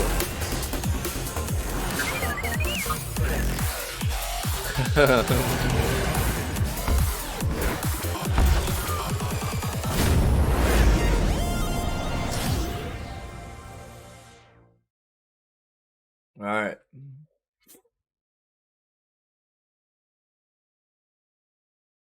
So they've got like the droid bundle, individual droid packs, free Star Wars content, and it's a promotion that's going to run the 4th through the 16th. So yeah, some will be paid content, some will be free content, but yeah, it's Rocket League is free to play now. It has been for a while. It's on Switch, PS4, PS5, Xbox One Series X and S, on PC and Epic Game Store. So if you want more, I'll link this for you guys. Cool.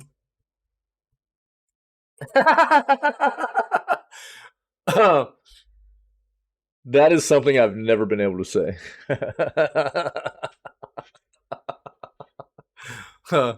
I'm still searching for that line, you know, while I play a game. I'm still searching for that line.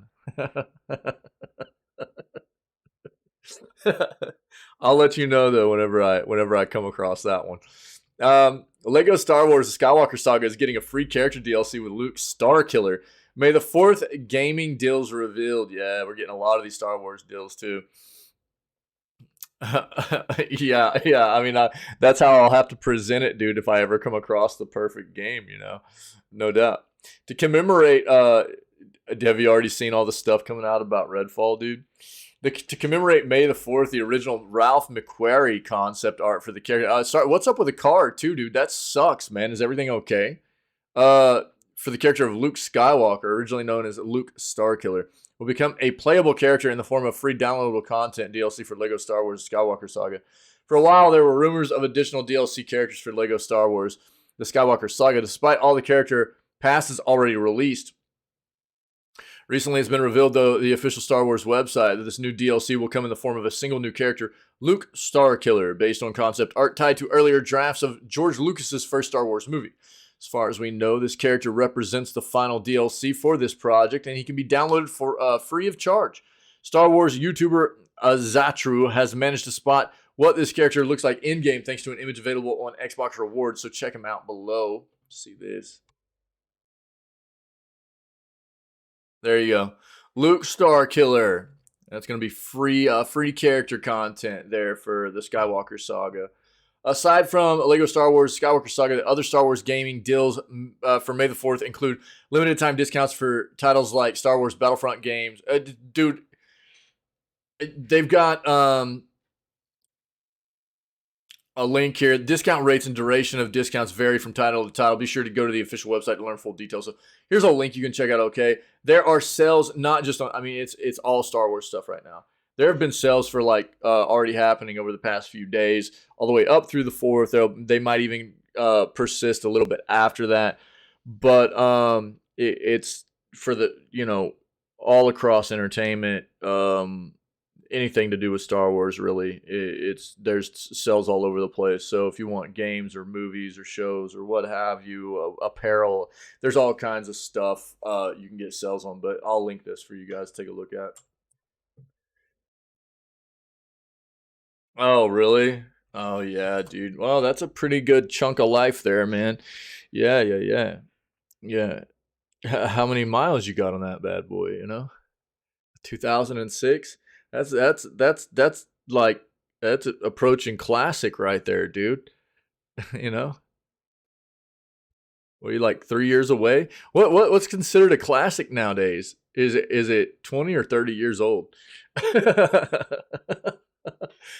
You gotta have some miles on that bad boy, dude. Is it 25? Yeah, it might be 25. I knew it was somewhere between 20 and 30. I just didn't know exactly anymore. Apparently, I'm a classic. Yeah, dude.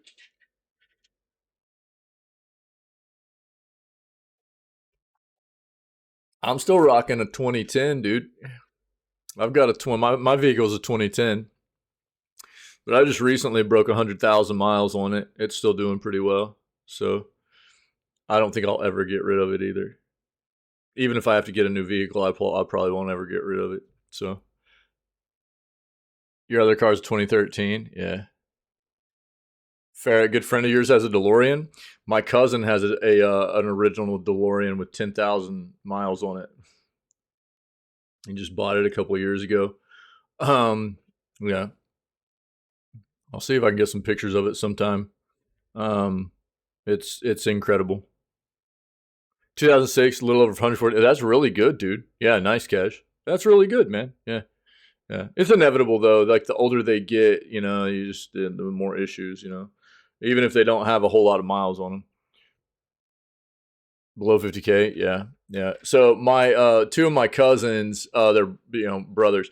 They grew up being huge fans of Back to the Future, and just a couple of years ago, I had one of them, the younger one, came across a guy that was selling one, an original DeLorean at right around 10,000 original miles on it and everything, and he couldn't help it, dude. He had to buy it. So he's got this original DeLorean with like 10,000 miles on it. It's crazy. All right, fair, yeah. Oh yeah, yeah, cash for sure, yeah. All right, I linked that, right? We got that. Yeah, all right. Here's when the console patch for Star Wars Jedi Survivor drops.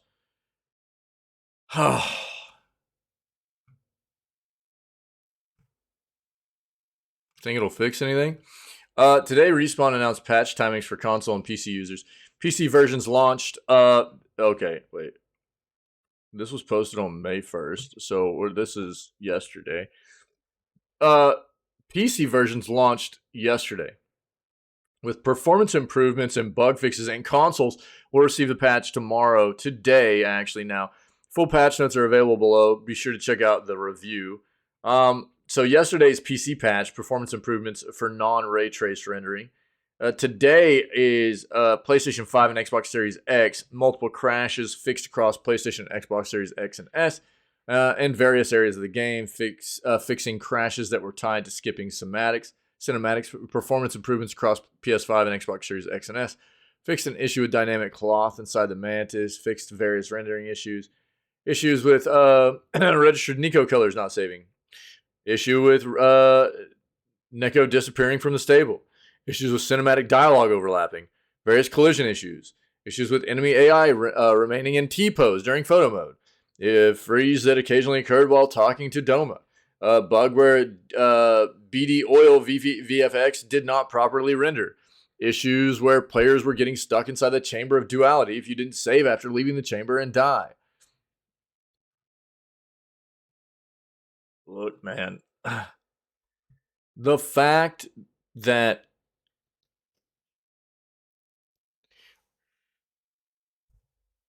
this many issues are having to be fixed after a game comes out just shows me how obviously untested and unready this game was for release. This game wasn't ready for release. It's unfortunate, and it's a plague on the industry. Once again, we're dealing with these really, really bad situations of, terribly bad developed games. It's just rampant, man. And I don't know. I've got some videos out there on the YouTube channel, the stuff we've already talked about, especially a number of them about Jedi Survivor. But I mean, we can just start. I mean, you can just name off games right now that have been released. The first part, like 2023 already, is just riddled with terrible releases, and most of it's performance. But I mean, you can even get to the point of talking about like just lackluster content in some of them and things like that too. But a lot of it's performance, and when it comes to that kind of thing, when it comes to performance issues, when it's blatant and like people can't even begin to experience the content a game has to offer because the games are constantly crashing, stuttering so bad, and frame dropping so bad that you can't even hardly play the game. It's unacceptable, man. It's not good. So I don't know if you need more out of this because you're trying to play the game or whatever, then take a look. But it's really, really bad.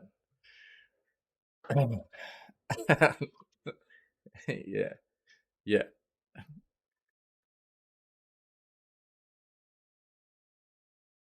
I don't expect it to really. I mean, honestly, I don't expect Tears of the Kingdom to have a lot of issues. Again, I don't think most of us expect any game to be flawless, you know? I don't think that's the case. Yeah. Yo, Kayla, GG's. Been waiting for you to hop in here. Yo, GG's for you. Yo, I'm calling it right now, okay? I'm going to call it right now. Stars and Devils playoffs, finals this year. NHL finals this year. Dallas will obviously win, so I'm sorry, Kayla, but, you know, Stars and Devils finals, all right?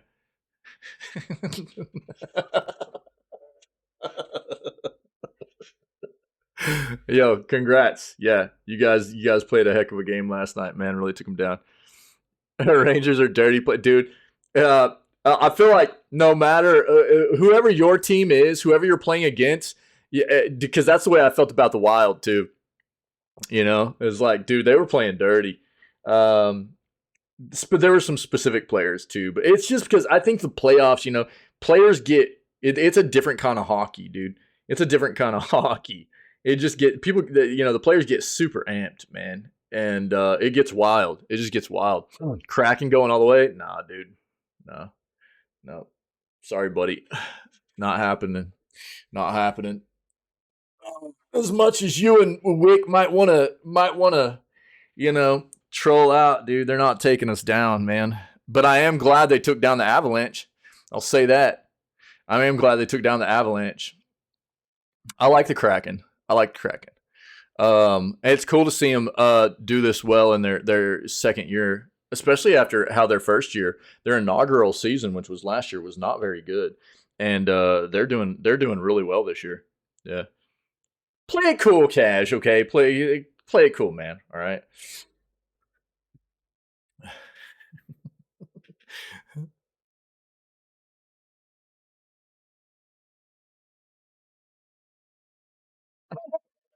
Well, Kayla, I didn't get to see that, but I'll tell you what. I mean, I kind of felt like the same kind of thing, like with the Pavelski hit in Game 1 against the Wild.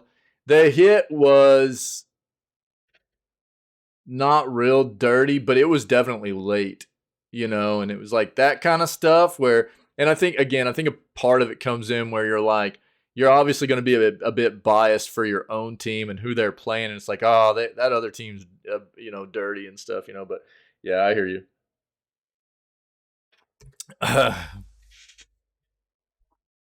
Yeah, see, me and Cash have had this kind of talk a little bit.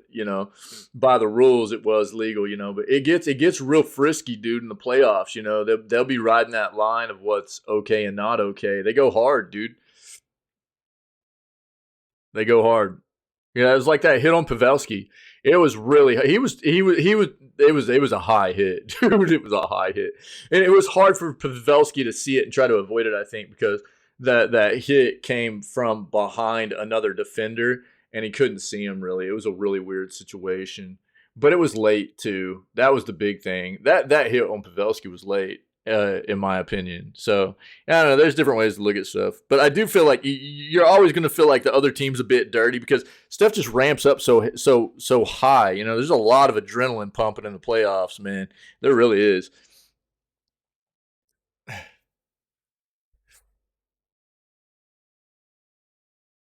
Yeah, true. Yeah. Yeah. Yeah. All right, let's get back into this video gaming stuff. So games are too expensive these days for everyone. Dude, we talk about this all the time. I've talked about this really from my own sentiments, from my own point of view. Ever since I've started doing these video gaming news segments, I've said that I feel like one of the biggest, if not the biggest, obstacle for people being able to get into the world of video games and enjoy the world that I love is price. And we talk about it a lot, and we'll have a bit of a discussion here after I read this, but video games are too expensive to develop and have to sell for too high a price. We can't keep this up for much longer. Now, there's an issue that goes along with this statement. We've read here recently that, again, AAA games are breaking the $1 billion budget price point now. There are games that are getting AAA price, AAA games that are reaching the budget of breaking that $1 billion threshold. Even the ones that aren't breaking the $1 billion threshold, they've got to be hitting half of that at least. So you're talking, 500 million on a budget for a single title, where you're going to be talking probably, 300 million. Just cut it in half, 50-50, whatever. 250 for the actual development of the game, and they usually go about 50-50, to where the other half is all marketing. And so we've hit this predicament where it's like there's that much money being put into the development of these games. So again, like I was stating earlier, we hit this point recently where they're like, well, we need to raise the prices of games, and they wanted to blame it on inflation, which was really a load of crap. It really wasn't. It's because they're putting so much money into the development of these games now, but the quality's not there either. So we're paying more for these games that they're putting more money into the budget for, and then we've got all these games, these AAA games that come out and are just a big pile of crap too. So it doesn't make any sense. It's not adding up. Now, not that there aren't AAA developers that are doing good things, you know, but there's a lot of them that are not hitting the mark either. So it's a really bad situation, aside from the fact that there's enough other monetization crap going on in the industry that really going from 60 to 70 bucks at a AAA price point just for a base edition of a game off the shelf on release wasn't really necessary. You know, there's enough other monetization, scummy monetization stuff going on in the industry that wasn't needed. But we'll get to that. Everyone would agree that games are too expensive now. When I say everyone, I mean everyone. Whether it's indie developers trying to scrape together the cash to stay afloat, major studios attempting to push the envelope, publishers trying to make a profit, regular gamers staring at their wallets, games cost too much money. This is an issue I think about a lot. So there were two new stories over the past weekend which caught my eye. The first was that CMA Activision Microsoft merger report claimed AAA projects can have budgets that go into the billions. And now, obviously, what we're talking about there are the top echelon of AAA games, right? I mean, we're talking about like the GTA 6 stuff and Call of Duty stuff, right? So not all AAA games, but I guarantee you, if the top of the top AAA games are hitting over $1 billion budget, they're breaking that threshold, you know that a lot of the other AAA games are probably hitting at least half that much. So you're talking $500 million for a single project, single game project, right? In the AAA realm of gaming development. The second was that the $70 price point is putting a lot of players off buying new games. Yeah. Together, these two stories paint a picture of an unstable future. The CMA report is basing this off of publisher claims that claims rather than listed budgets. Easy to believe this will be the case in the future, if it's not already. CD Projekt Red spent $316 million on making Cyberpunk. And that's before you account for its astronomical marketing. So, $316 million apparently was just for the development of the game, not for the marketing of the game itself either. So, and this just goes back to what I was talking about before. You've got developers spending over $300 million just on the development of the game, and it's a pile of trash. If you cannot remember or didn't know, Cyberpunk is one of the greatest modern examples of a horrible, horrible, horrible release. This should have never been released when it got released. It was just absolutely nightmare fuel. It's like a game that couldn't even hardly be played at $316 million into the development. Modern Call of Duty games cost around the same. The Callisto Protocol, considered to be a mid-tier AAA game, had development cost of $162 million. Genshin Impact's ongoing development and support totals around $500 million. One unnamed studio in the CMA report had a development budget of $660 million with a marketing cost of almost $550 million. This is another one of those things where it's like they are putting not a whole lot less money into just the marketing side of, I mean, they're almost matching. I mean, it's $100 million less, yes, but they're not far off from matching just what they're putting into the development of the game itself into actually marketing it as well. For those making them, games are just too expensive. Now, look, let's take a second to talk about the difference here about something too, right? Okay, you talk about a game like Call of Duty, which Call of Duty games come out fairly often. So if you're talking about every Call of Duty game is getting set with a budget of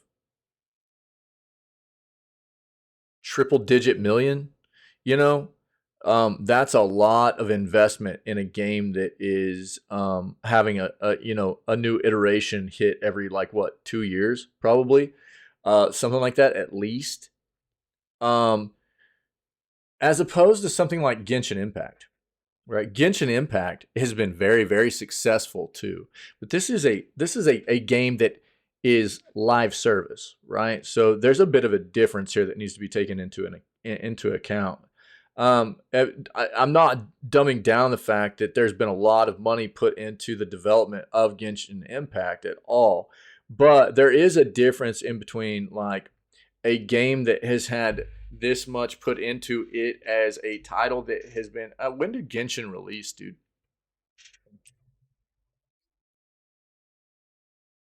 Hmm.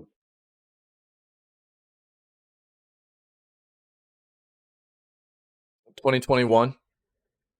So 2 years now. And it's a live service game.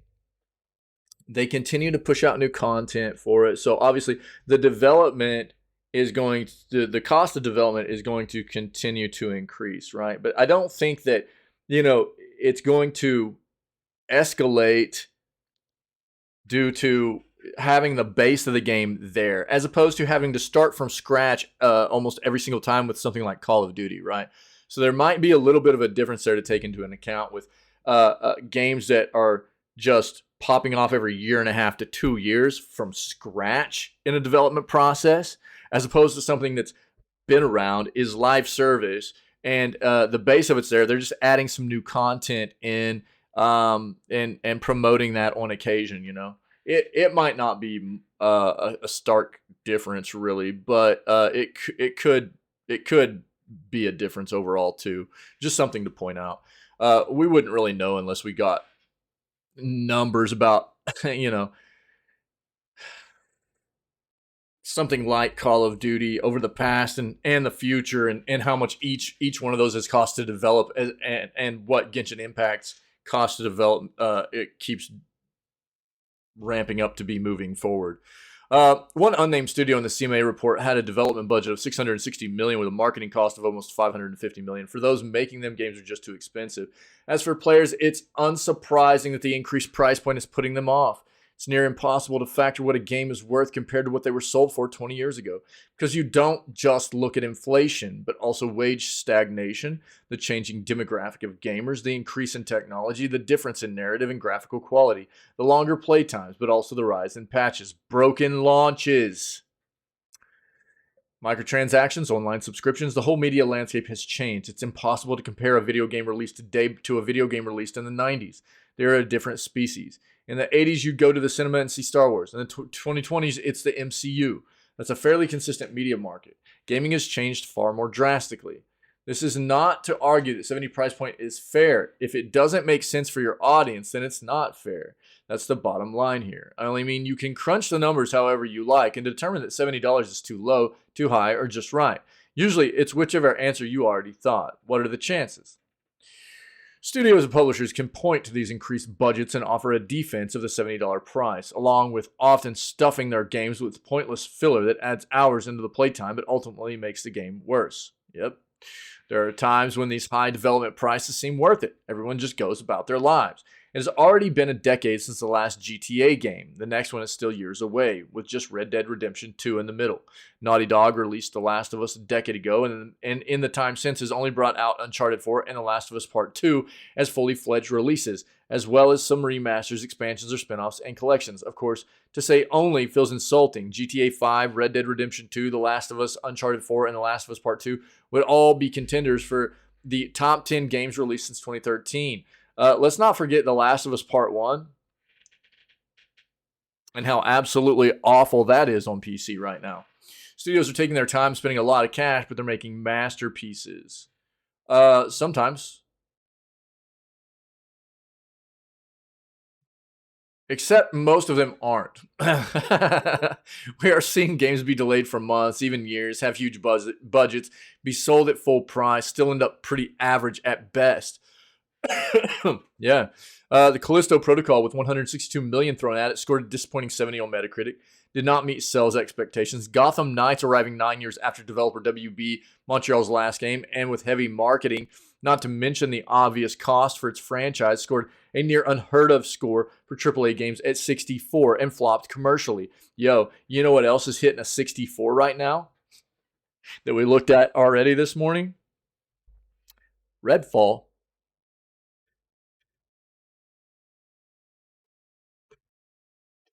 Redfall currently on Metacritic is sitting at a 64 on Xbox and a 62 on PC. Yep. The stars do not seem aligned for Suicide Squad Kill the Justice League either. This game looks disgusting, actually. Talking about a game they want full price on release, and then it's riddled with microtransactions, battle pass crap. It's been delayed numerous times. I mean, you name it. It's not looking very good. It doesn't matter with these games that these games aren't as good as Red Dead Redemption 2, or at least it shouldn't. When their costs run to 9 figures and they have development cycles that mean they take longer than medical school, they kind of need to be. Modern game development means every studio is always seeking to make a masterpiece. It's always paying for it. It's always charging for it. Even in a medium where the critics are generous with perfect scores, yeah, they often fall short. They've already paid for it, so they're still going to charge you for it. Here's the crux of the issue. When I was a kid, my favorite games were Crash Bandicoot, Spyro, and Tomb Raider. I got a new game from all of them every year from 96 to 2003. Tomb Raider had one game every year, 2 in the year 2000. It then took a 3-year break and came with my favorite game in the series and went on another run of 3 games in 3 years. Crash went back to back, 96 through 98. Spyro had a decade-long unbroken streak from 98 to 2008, although admittedly, they weren't all winners.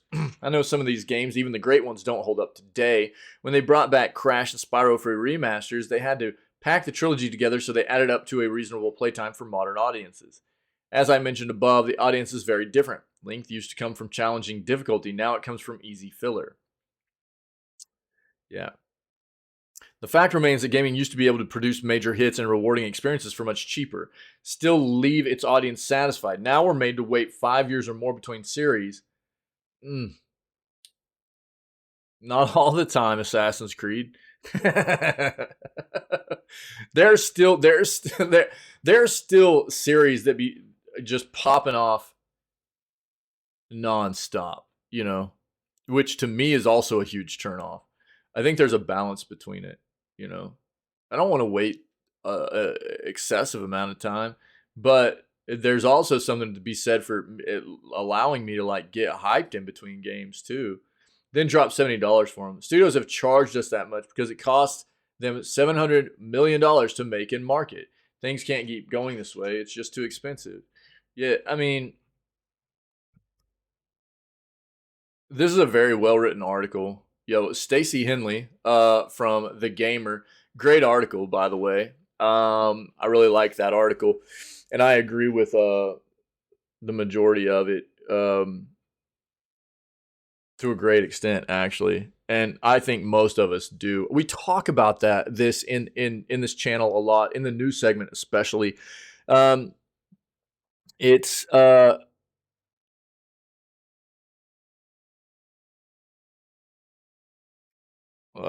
think really what it's like.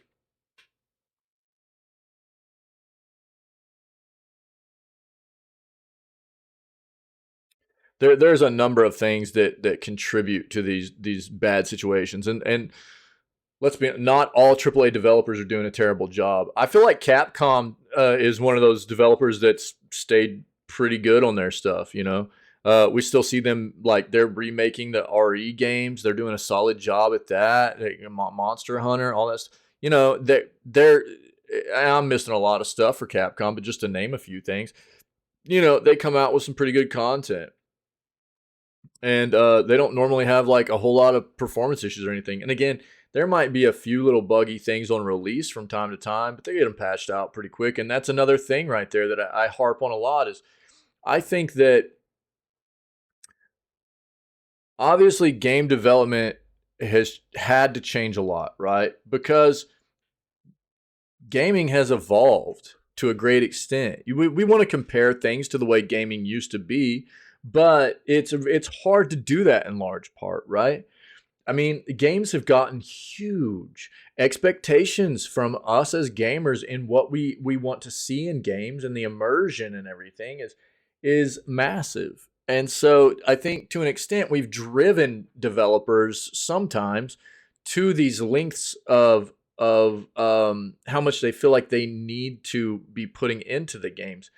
But at the same time, there are these issues of like, I talk about certain things like relying on connectivity, right? Of being able to patch games. They rely on connectivity and the internet as like a crutch instead of the way games used to be addressed as you wouldn't really be able to touch the game after it was developed and released. It had to be pretty. I mean, it had to be really, really, really polished. A game did on release after development. You weren't going to be able to go back and touch that game. You couldn't really, not a lot of people had connectivity back in the early days of gaming. So, unfortunately, what's happened is it's turned into this mindset, it seems, from developers in regards to like things of that nature, where it's like, instead of using it as a useful tool and going, okay, we'll be able to use this to push out new content and maybe address some unforeseen issues that might pop up, they use it as a crutch. And they go, well, we know the game's not ready. We didn't test it enough, whatever. But we're going to push it out anyways. People are still going to buy it anyways. And then we'll just, we'll do the best we can with patches and things like that. That's not acceptable, man. That's not the way things should be done. So we talk about a lot of this kind of stuff, and ultimately, no. I mean, they wanted to keep trying to tell us that inflation was the reason for games increasing in price. Man, I don't. They're the ones that have gotten, these. And let's take another company for example in Tango. Tango Gameworks, man. They probably are right now. Got the game of the year under their belt. There's a lot of the year left, but Hi-Fi Rush is probably game of the year right now. And you're talking about a AAA developer that shadow dropped a game without really any marketing ramp up for it at all. We didn't even know this game was coming. They dropped it at a $30 price point, which is less than half of what most AAA developers are dropping their games at nowadays, And so I think that, Tango really at the beginning of this year showed a lot of these other AAA developers and us as video game enthusiasts that it doesn't have to be done that way. It doesn't, and I think I would say that a lot of these other AAA developers even putting these big budgets into the games and the games turning out to be big piles of garbage is actually showing us more that it doesn't work that well, And we've seen time and time again that like I'm actually more scared of a game that gets hyped up that has a huge marketing budget underneath it. Those are the ones that I'm like, I'm usually a lot more skeptical about the ones that I just see a ton of content about. The ones that I just see being promoted all the time, I'm like, those are the ones that really get me scared. And I'm like, why are they promoting this so hard? Other than the fact that it's probably not going to follow through.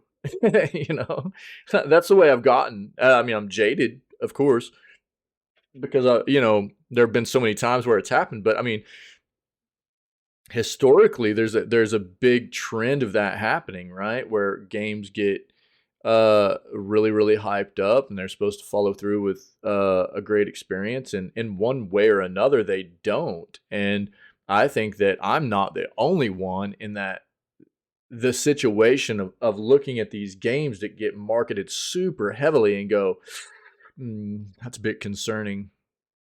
They get marketed and hyped up so much that it's almost unrealistic for them to live up to the expectations, It's a very well-written article, though. I like this a lot. And they really point out a lot of the great things that are I mean, I say this all the time. This is why I promote free content all the time. Unfortunately, for the console market, for console gamers, it's much harder for you to get your hands on free content. But I promote free content all the time, free games all the time in this channel. Even if you're not a PC gamer, just going and setting up an Epic Game account because they give away free games every single week, I promote people doing that just because who knows, if even though you might not be a PC gamer right now, you might become a PC gamer in the future. And if you decide to do that, if you had already been logging in every single week and grabbing your, 1 to 2 free games from Epic Games, you could have a huge library of games to play. So, I mean, and all it takes is a few minutes of time every week. It's nothing. It doesn't cost anything. So price is a huge obstacle. I promote sales and free content as often as I can because I do feel like that, in this world that I love, obviously the world of video games, the world that we all love, that we all hang out here and talk about this stuff. I don't feel like it should be taken for granted whenever you can get this free content. And even if it seems like something you might not be really interested in diving into, who knows, whenever you might end up seeing it later on and go, I'm kind of bored. That looks interesting. Let's go ahead and take a look at that. You'll have it. It was free. It's not like you had to pay for it. So who knows? Yeah, absolutely, Tinwin. I agree. Good article. Thank you, Stacy Henley. Very good. There's only 1 week to claim these games before PS Plus collection closes. Yeah, so the PS Plus collection is shutting down on May 9th. Fans have only 1 week left to capitalize on the 19 free games that are left before it's too late. While the PlayStation Essentials Extra and Premium services are still intact, the predated PS Plus collection is set to close its doors soon. There's no exact reason why the collection will be leaving the platform, but it seems as if it did not achieve the popularity that Sony had wanted. There's 19 games in total, which will be going down with a sinking ship, with 13 of these being found on Alternative's PS Plus subscription tiers. Unfortunately, Call of Duty Black Ops 3, Mortal Kombat 10, and the Ratchet & Clank remake are all titles that will be leaving for good. Luckily, there are a few titles that can be found elsewhere. RE7, Fallout 4, and Bloodborne are all on PS Plus Extra. So these games will be safe for a bit longer. However, there's no way to know when these titles will be removed from the subscription service. One standout title on the list of games to be leaving the collection has to be the terrifying murder mystery Until Dawn. This interactive drama horror game merges the realities of games and movies to give you an almost unrivaled cinematic experience. Trying to keep each one of its characters alive while navigating the monster-ridden woods is a wonderfully anxious thrill ride. While I have sadly never been able to keep everyone alive, that hasn't stopped me from trying time and time again. If you have a couple of extra goes at keeping the cast of cliche horror characters alive yourself, then make sure to give the PS Plus collection one last look before it disappears from the service on May 9th. All right.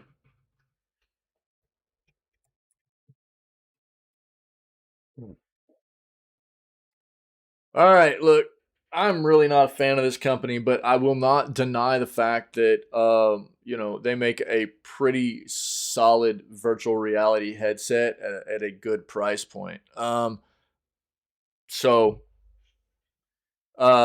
looks like Meta has a showcase popping off in June. Not a big surprise there. There's a lot. I mean, as far as the gaming industry as a whole, June is when a lot of the summer showcase stuff pops off. So from the 1st through the 2nd week of June, we're going to get a lot of stuff there. Then there'll be a little bit of stuff in July and August as well. But that first week of June is going to get super heavy with gaming stuff. Meta announced that it will hold its 3rd annual MetaQuest Gaming Showcase on June 1st at 10 a.m. PT, 1 p.m. Eastern Time. The show is expected to last over 40 minutes with a brand new pre-show of game updates and debut trailers 15 minutes before the main show. The MetaQuest Gaming Showcase will be hosted by Oculus Studios executive producer Ruth Bram. Meta didn't reveal much else, but there will be a post-show developer roundtable and deep dive conversation about upcoming games, as well as new game announcements, gameplay footage, and updates to existing games during the show. Short video clip shows a desert area with what looks to be Loki's helmet. Could be related to developer Senzaru Games, which made Asgard's Wrath for Oculus Rift. Studio was acquired by Meta back in 2020 and became part of Oculus' studios.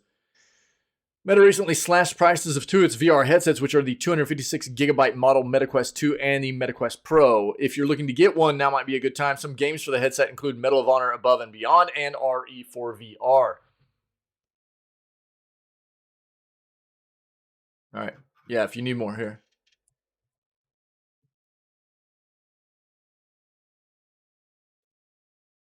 Looks like we got 5 more games that are going to be departing Xbox Game Pass. All right. Microsoft has revealed the latest batch of titles set to leave Xbox Game Pass, all of which are due to depart the subscription service on Monday, 15 May. The list includes indie action hit My Friend Pedro and cozy title-based city builder Before We Leave, as well as popular high school murder adventure series Danganronpa 2 Goodbye Despair Anniversary Edition. Goodbye Despair indeed. First-person photography game Umurangi Generation is also getting the chop, so enjoy its retro future while you can. Overall on PC Game Pass, an additional title is set to leave World War II Sim Hearts of Iron 4. Fancy trying any of the above? You still have around 2 weeks left to do so. Here's the full list again at a glance. These games that leave Game Pass or going to leave Game Pass, don't forget that if you have a subscription and you are interested in owning those titles, you get like a 20% discount on just buying the games outright if you want to actually own them. So that's an option if you are a Game Pass subscriber and, you want to own the game before, it leaves Game Pass or whatever. So that's an option. But if you need more, I'll link it. There you go. Fishing horror game Dredge is getting a photo mode and paid expansion this year. I played this game and I enjoyed it immensely. It's probably like my honorable mention right now as far as games that I've played that came out this year. Obviously, Hi-Fi Rush is just standout game of the year for me. But this was something that Dredge really piqued my interest whenever I saw it showcased. What was it, February? I think I saw it in a showcase we watched together. And immediately I was like, oh man, that looks really cool. It's like Lovecraftian horror fishing RPG experience. It's really, really neat. And it's from I think Black Salt Games is the developer. They're like a 4-person team. And it was a really fun game. I enjoyed it a lot. I wish there would have been more content, but it was I really drug the game out longer than I necessarily needed to, but it was because I was enjoying it. There's something to be said for that. So I don't know how many hours I got in it. I can look real quick and then we'll read this article. Where's Dredge at? Did I even put it in here yet? Oh no.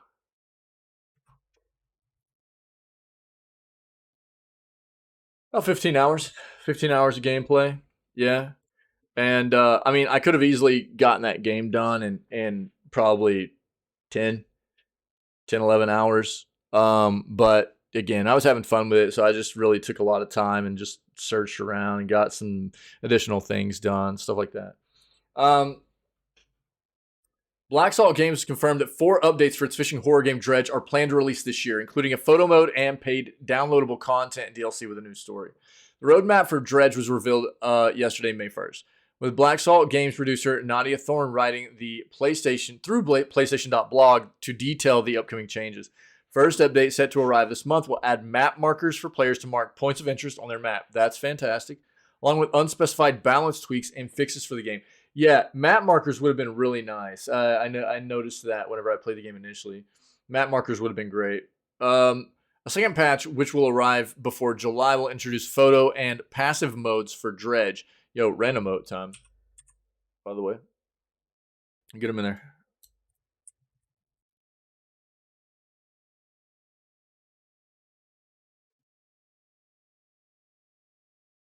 Passive modes to Dredge. What? When it launches, our photo mode will see the addition of a new in-game character who will help players unlock their camera ability and share clues on where to find some of the local marine wildlife as subjects for your photography, some of which will be brand new in this update, wrote Thorne. Additionally, the update's passive mode will allow players to explore Dredge without being attacked by sea monsters. Ah, boo! The last free update, I guess that's just not like, actually, you can just like not play the game, but just go, which is kind of cool. It's a beautiful game. But the sea monsters are so dope. The last free update is scheduled to launch between July and September, and will let players customize their boat with new paints and flags. Oh, that's fun. The roadmap is capped off with a paid and entirely optional DLC, which does not yet have a title, but will task players with investigating Dredge's Iron Haven Corporation. They're looking to establish an innovative drilling operation in the area to revitalize the towns and populations. Their ultimate goal is unknown, teased Black Salt Games. As you gather materials to construct new buildings and biomatter to fuel the rig, meet new characters, craft new equipment, and catch new fish, you may uncover the truth behind their potentially nefarious operations. No release date for the DLC has been confirmed, but the roadmap has stated it will launch between October and December. Dredge launched back in March, and in Enemy's 3-star review, we praised an enchantingly strange presentation that was let down by repetitive quests and dull fishing mechanics. I thought it was pretty solid. I mean, it was...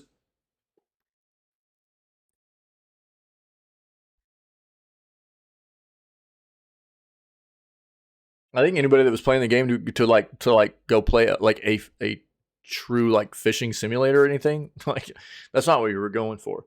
That's not what you were getting. But through and through, I thought it was pretty solid, pretty good experience. It did seem a little bit short. And in that respect, I think that some additional content, because I think the game actually did pretty well. We saw an article from the devs here recently talking about how, kind of blown away they've been by the reception of the game and how many people have been playing it and enjoying it and stuff like that. And look, indie devs, we love our indie devs, and I think they made a really cool, nice, special game here. I'm wondering how much the DLC is going to cost. Considering the game felt a bit short on content in the first place, and that the DLC is going to come out and cost again, is a bit concerning for me, where it would have been nice for them to just get that out to everybody. I feel like some just initial good DLC or something to say, hey, thanks for helping the game be so successful or something, because the game did feel short in the first place. So, we'll just have to see. We'll have to see. But it's good, man. I think more content for this game is fantastic. It was a nice game. I thought it was good. This is the thing. It hit exactly what I expected the game to be. So, in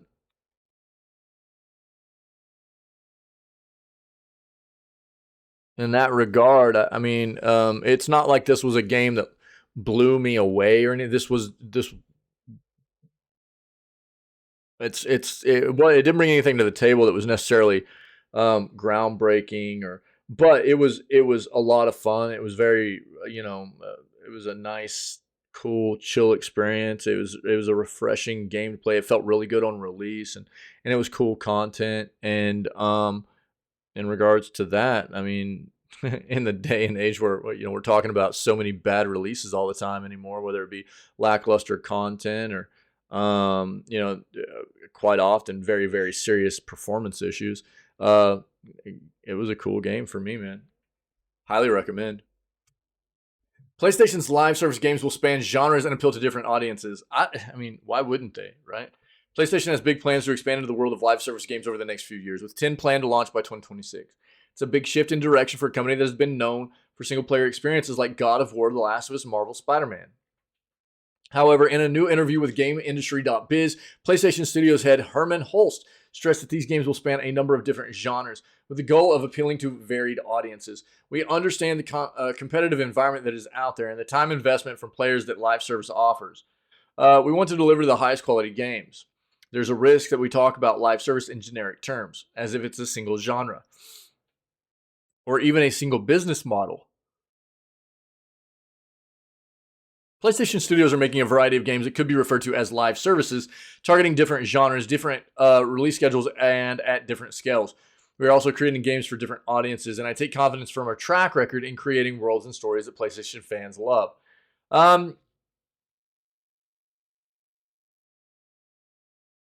Live service games can bring in a lot of money for publishers, but there's also a significant amount of risk involved for everyone. For every Fortnite, Genshin Impact, or Destiny 2, there's a high-profile failure like Babylon's Fall or Marvel's Avengers. Players only have so much money to spend and time to invest, but it sounds like Holst is well aware of that fact. Hopefully, PlayStation will be able to offer experiences that are worth both for players. Yeah. Yeah, the live service. I mean, gaming in general is just polluted. There's a lot of money to be made if you can find your place at the table, right? But that's the hard thing. It doesn't matter where you're at. Genre-wise or whatever, or if you're into the live service space or the single player campaign space or whatever the case may be, there's money to be made if you develop a good product. The hard part is like pulling people away from those notable titles like Fortnite or Destiny or whatever. Can you whatever the game is that you're creating and bringing, I mean, is it interesting and intriguing enough to bring people over to try it out? And if you've hooked people enough to get them to come take a look, can you keep them over? Is your content good enough to keep people wanting to stay? That's the second part to that equation, right? If you can do both of those things, then you've got a high potential to be successful and to stick around. But it's not an easy thing to do. There are a lot of games out there that hold most of the gaming community in general, and it's hard to pull people away. It really is. But I mean, it makes sense that if PlayStation's determined to get 10 live service games out by the end of 2026,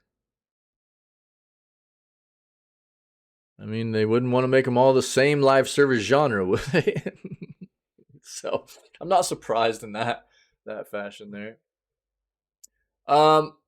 Yeah, we already kind of hit on that, so I'm not gonna pull this up. But Sony has filed a patent for roulette system to recommend PlayStation 5 games. I'm guessing this is going to be something kind of similar to like the queue system on like Steam.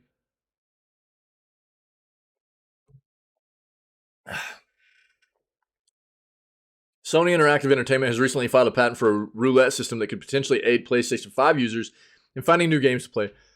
With the increasing popularity of the PS5, it can be overwhelming for players to discover new titles that match their preferences. However, this new system can select games based on a player's profile and suggest one game at random. PS5 has become increasingly popular over the past few years due to its impressive range of exclusive games, including Returnal, Ratchet and Clank, Rift Apart, and God of War Ragnarok. However, with so many games to choose from, it can be challenging for players to find titles that match their preferences. This is where Sony's new roulette system could come in handy. The patent outlines a system that uses profiles to track users' gaming habits and preferences. Yeah, by analyzing this information, the system can suggest games that users are more likely to enjoy. This is just one of many video game-related patents that Sony has filed recently, demonstrating its commitment to enhancing the gaming experience of its users. Some of the other patents include revamped parental controls, virtual dojos to improve player skills, and even an inventory couch to manage inventory in games like God of War Ragnarok. Not clear when or if these features will be implemented, but Sony's commitment to enhancing the PS5 experience for users is evident. The roulette system has the potential to be a valuable tool for players overwhelmed by the sheer number of games available online. It also is valuable to Sony, as if it shows people a game they're interested in playing and they buy it from PlayStation, that makes them money, right? So it's not like this is just for the player, but this is good too. I mean, don't get me wrong, but let's not kid ourselves. This is not just for the user. This is something that could be mutually beneficial here. But that's what you want, right? I mean, for a developer to be rolling out things that are useful to you as a gamer, that's good stuff. But yeah, that's basically what it is. Same thing. I mean, now, to be fair, patents get submitted all the time by companies and a ton of them by, major gaming developers and stuff, PlayStation, Nintendo and Xbox. And, not all of them come to fruition. There are a ton of patents that have been submitted and they just sit out there and they're never actually, come to fruition. They never see the light of day. They're never implemented or anything. But if this is, it could be very nice for people. It's kind of the same thing Steam does. They take a look at the games that you play from your profile and games you own and stuff like that. And then they work off of that in a kind of an algorithm to show you. They're supposed to show you games that would be more to your liking, more to your preference as a gamer. It doesn't always work that way. You get some wild ones in there from time to time, but that's the way it's supposed to work. So, yeah, cool. Could be good. All right. Let's take a look at this. Thanks, Timmy. This is the last article I have, by the way, guys. So, if anybody has anything to add, let me know. This is just something that came up today I didn't know about, but this is from back in like 2018, but I didn't know that this was a situation. I'm not like a programmer. I've got programming experience, and but I've never I wouldn't consider myself a programmer. I've had some education in programming, and I've done a little bit of programming here and there. But I'm not a programmer, But it was just something that came up. We were talking about as programming goes, and having other people look at your code and stuff is a very useful thing, because you become code blind, as it were, to looking at your code all the time. If you have an error, like a syntax error or whatever, that is messing stuff up, quite often you won't see it because you've been looking at your same code all the time, and it makes you kind of oblivious to the errors that could be in there, right? Whereas somebody else can take a look, and they'll see it right away because they're not looking, they don't have that same issue. And then this came up, which is kind of crazy. I never knew about this. A years-old one-letter typo led to aliens, colonial marines, weird AI. Mod team found it last year. So this is an old article, obviously, but this is cool. History may never be kind to aliens, colonial marines, but the present tense isn't looking so good for the lawsuit and complaint-ridden Gearbox game either. This week brought to our attention one of the weirdest coding typos we've ever seen in a game, which has apparently been hidden inside of ACM's PC version since its 2013 launch. First-person shooter returned to gaming zeitgeist this week thanks to a 90% discount at gaming site Fanatical, which brings its asking price down to $3. The sale led to one fan to plead with members of the popular gaming forum Reset Era to consider the game as a decent, cheap, fun option, especially due to a 712 megabyte fan-made patch at modb.com that addresses many of the game's graphical and gameplay glitches. Tether versus Tether. Upon researching this patch, Reset Era readers noticed something in the modb.com notes that somehow escaped the gaming community at large in October of 2017. The discovery of a one-letter typo in ACM's INI files, as modb.com user James Dixon 963 pointed out last year, the game's pecanengine.ini file references a tether system in assigning AI commands to the series' infamous monsters, which I'll call xenomorphs for brevity's sake, even though that term isn't necessarily the right one. However, one of its two mentions of the term tether is misspelled as tether. So the reference was bad. Dickinson's post alleges this command, when spelled correctly, controls tactical position adjustment, patrolling, and target zoning. When a Xeno is spawned, it is attached to a zone tether. The zone tells the Xeno what area is its fighting space and where different exits are. In combat, a Xeno will be forced to switch to a new tether, such as one behind you, so as to flank or disperse so they aren't grouped up, etc.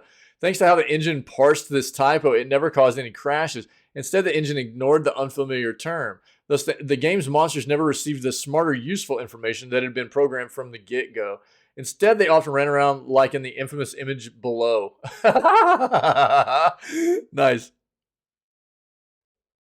Good, Mithril. What's up, dude? How are you, dude?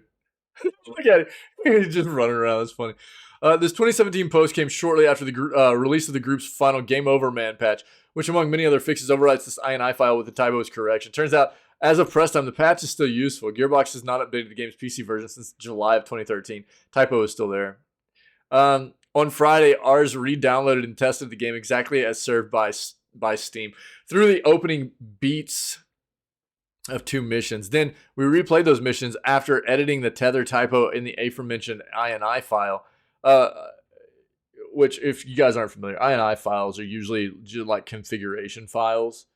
for the engine that the game runs on and stuff. In both missions, the Xenomorph AI improved dramatically once the typo was corrected.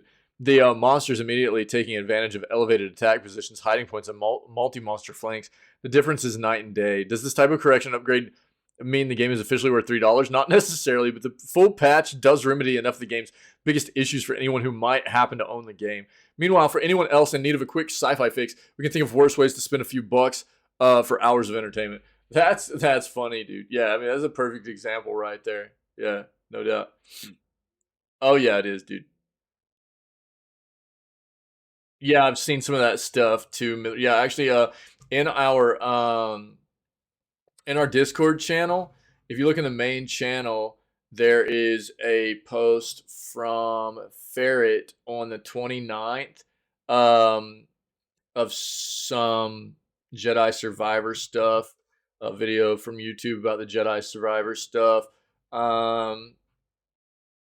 that talks about some of those frame rate comparisons and stuff, and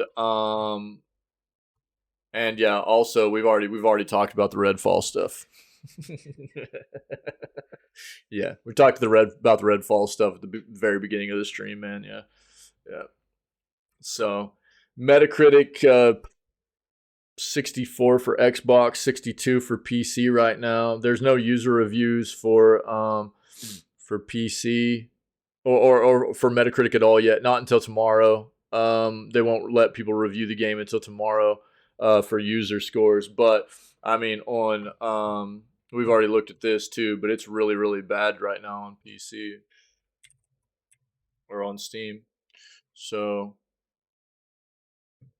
just you know, I mean, I was telling everybody I didn't expect much from this game. It didn't look very good to me. 30% positive of almost 600 reviews at this point. So, pretty rough, dude. Pretty rough. We talked about it quite a bit this morning though. So yeah. Yep. That's the news, man. That's the news. Thanks, guys. Here, let me do this real quick.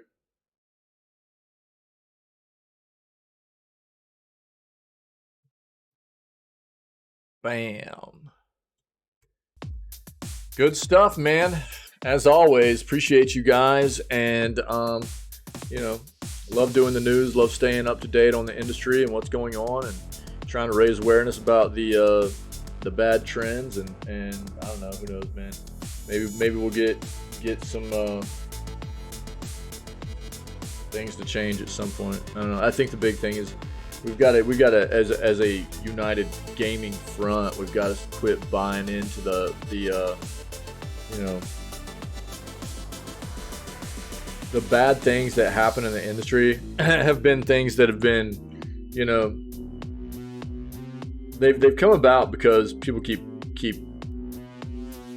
purchasing into it. I think is a big problem. And I mean, not that I think that I'm necessarily going to be the catalyst, but I think if I can raise awareness and spread that awareness, and we all spread that awareness, and you know, I mean, basically being stolen from, and it feels bad, and it's created a really bad issue in the industry, you know. So I don't know what the overall solution is, but I can tell you this. With all the info coming out about how much they're spending on budgets, and then saying that, you know, for these games, and then saying they need to raise the prices of how much we need to pay for the games for these budgets, and then the games come out and they're pieces of crap, that's not working. That's not working. And so, you know, not that there aren't good AAA devs out there, but there are a lot of them that are absolutely missing the mark for sure. Yeah, Mithril. I mean, I was talking whenever we saw like, you know, some of the initial gameplay trailers that came out for Redfall, it didn't look good to me. I've noted that for a long time. So that's what I talked about earlier. A lot of people that were part of the promotion of that game from the studio, Arcane, and stuff like that. They were trying to talk up how good the game looked, how detailed it was and stuff, but I didn't see it. The game looked old to me. I don't know why they were trying to do that. But it's yeah, I don't know. It's apparently looking like another issue of huge marketing and underwhelming development, which is kind of what I was just talking about. You know, feels bad, dude. We'll keep track. We'll look at it tomorrow and the next day as well. I'm sure we'll get a better idea of what, outside of critic reviews too, more what users are thinking about the, you know, game players are saying about the game too. But I didn't have high hopes for it. There was just too much I saw early on that made me real skeptical about it. I'm not surprised. I'm not surprised. You guys rock. I appreciate you. We're going to go do Shadows Over Loathing today. We're going to start Shadows Over Loathing and then run our way into Metroid Prime Remastered, and then it will be time for Tears of the Kingdom, man. Yeah, good stuff, good stuff. So we got some good gaming stuff on our hands coming up. I don't know.